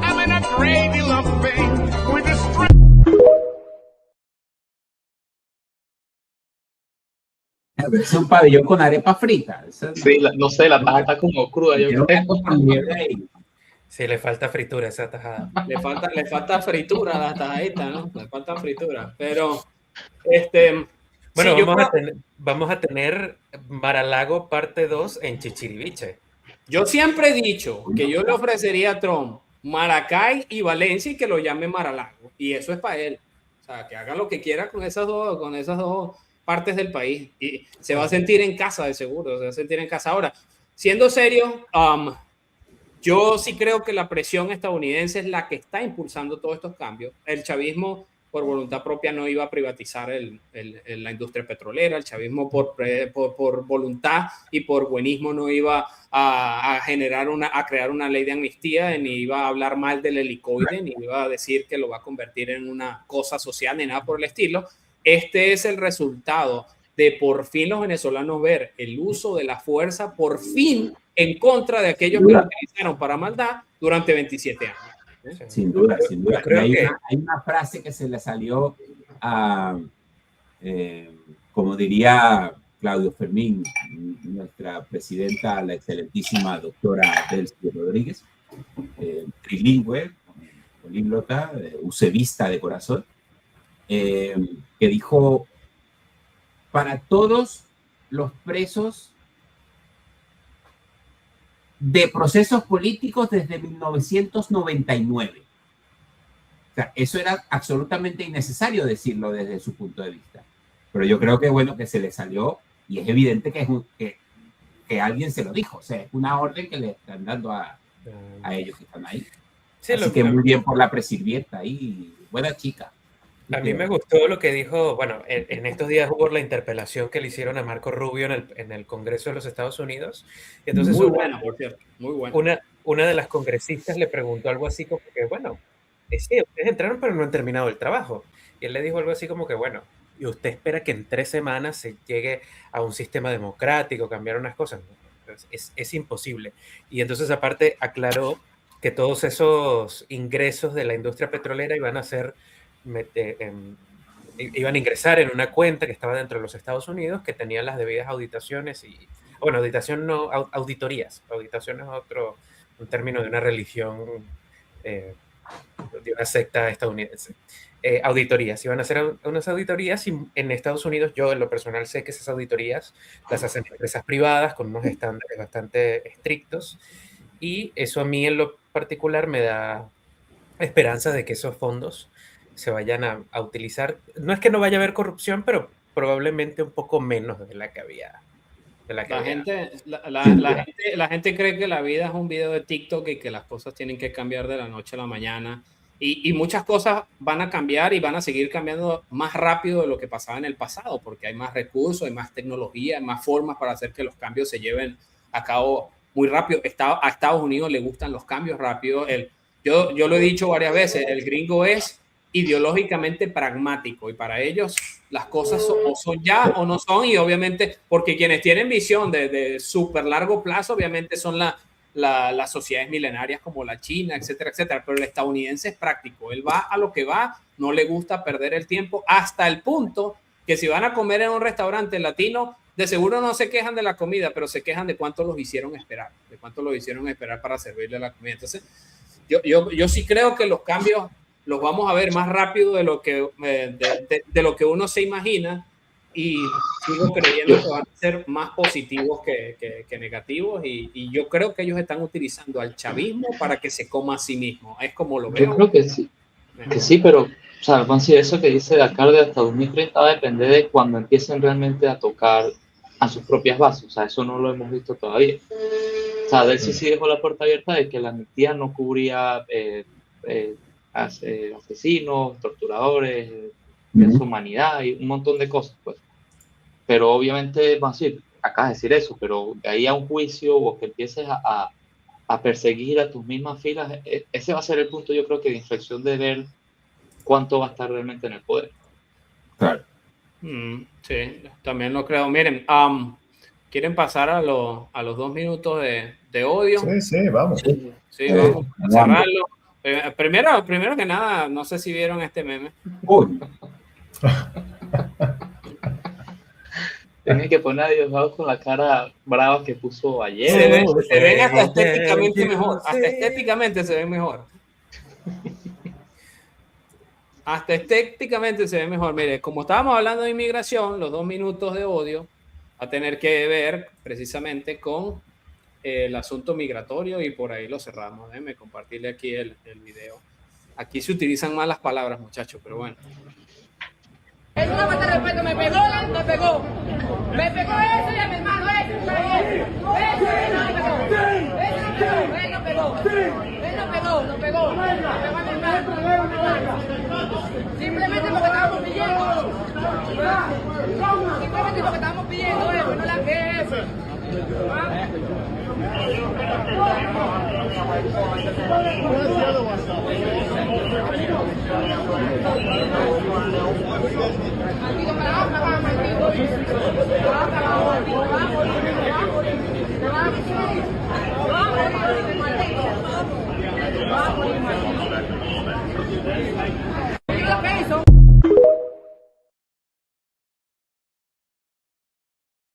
Parte 2. Tipo de migración que se recibe de manera irregular, normalmente. Ese es el tipo... O sea, si me preguntan a mí, José Miguel, ¿por qué saliste de Venezuela, además de otras razones que no quiero mencionar? Bueno, yo no quiero convivir con ellos. Es un venezolano, ese video es del 2024, y es un venezolano que se agarró a golpes en la calle porque estaba pidiendo plata y otra persona interfirió. Y bueno, surgió lo que tenía que pasar cuando dos personas están en desacuerdo y no conocen otra forma de resolver las cosas más que a las manos y a los golpes. Pero hasta lo amenaza de muerte en el video.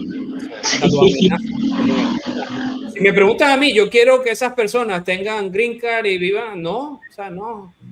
Ya debe estar, probablemente debe estar deportado. No, de Está en seguro. Venezuela. De seguro. Ese ya está en Robando. Venezuela. Sí. O en El Salvador. Ese es precisamente, yo digo, migrar no es un derecho, emigrar no es un derecho, es un privilegio, o sea, es un privilegio, al igual que una... Las Naciones Unidas dicen que sí, José Miguel. ¿Cómo? Las Naciones Unidas dicen que sí. Bueno, porque las Naciones Claro, Unidas... pero dicen eso porque así recogen más fondos. Ya dijeron que no tienen plata hasta julio, así que vamos a ver cómo van a vivir con ese poco burócrata millonarios. A ver. O sea, que ustedes no creen en los derechos humanos. Pero Yo es que no tengo derecho al agua potable. No tengo derecho a la buena alimentación. ¿Siguen siendo 30 o ya los aumentaron y ahora metieron Starlink? De seguro ahora dicen que es derecho humano tener acceso a Starlink. Ya eso está, derecho humano tener. No, ya tenemos derecho humano y derecho a internet, chavos. Si no Más tarde. No, yo lo capaz que pusieron derecho humano, pero no estoy seguro, fue las vacaciones por menstruación. Eso sí probablemente sea un derecho humano. Oh, Dios. Sí. Bueno, yo no sé, sin miedo a sonar racista. A la izquierda, Nixon. Ya estamos entrando en otro tópico que hace más intenso todavía. Sin miedo a sonar racista, yo no quiero convivir con personas como el malandrito ese, la verdad. Y sí, las políticas lamentablemente migratorias van a hacer que paguen unos que no tienen que pagar por lo malo que hicieron, quizás la minoría, pero que hicieron más bulla, etcétera, etcétera. Pero bueno, ese es el mundo en el que vivimos. Sigan apoyando al gobierno y sigan diciendo que necesitamos gobierno para todo. Que si tengo hambre, necesito al gobierno. Que si quiero orinar, necesito al gobierno. Que si quiero tener 5 hijos, necesito al gobierno. Ahí está la consecuencia. Nixon quiere que empecemos en el tema de inmigración, empecemos a pelear con las pelo azul histérica. Con la pollina aquí y el flequillo. Mira cuántas mujeres estas feministas de izquierda usualmente que dicen que sí, que los islámicos deben de emigrar y no sé qué, y se emparejan con un islámico y al rato salen que las golpearon, las mataron y demás. O sea, contradicciones de la vida, ¿no? Sí, ese malandrito que publicaste, ese ya debe estar deportado. Yo creo que el Estado debe, de hecho, sí, sacar a esas personas del país, porque lo que hace es generar disrupciones, pero eso, puntualmente. Si tú viste ese video, vas a donde el tipo y dice, revisa antecedentes penales, no puede estar aquí, chao. Bueno, creo que estamos listos, ¿verdad? Terminamos. Sí, tipo. Sí. Terminamos el programa. Voy a terminarlo diferente. Voy a complacer a Dakar, lo voy a terminar diferente y quizás lo hacemos nuestra cosa aquí. Pero Dakar está demasiado feliz, ¿no? Va a estar demasiado feliz. Pero, señores, un placer estar con ustedes de nuevo. Aquí les dejo nuevamente. It is 4 in the morning, another drink and you start pouring, don't kick me out, bartender. Because I have so much pain, and from the liquor's a taste that I can calm this despair. It is 4 in the morning, another drink and you start pouring, don't kick me out, bartender. Because I have so much pain, and from the liquor's a taste that I can calm this despair.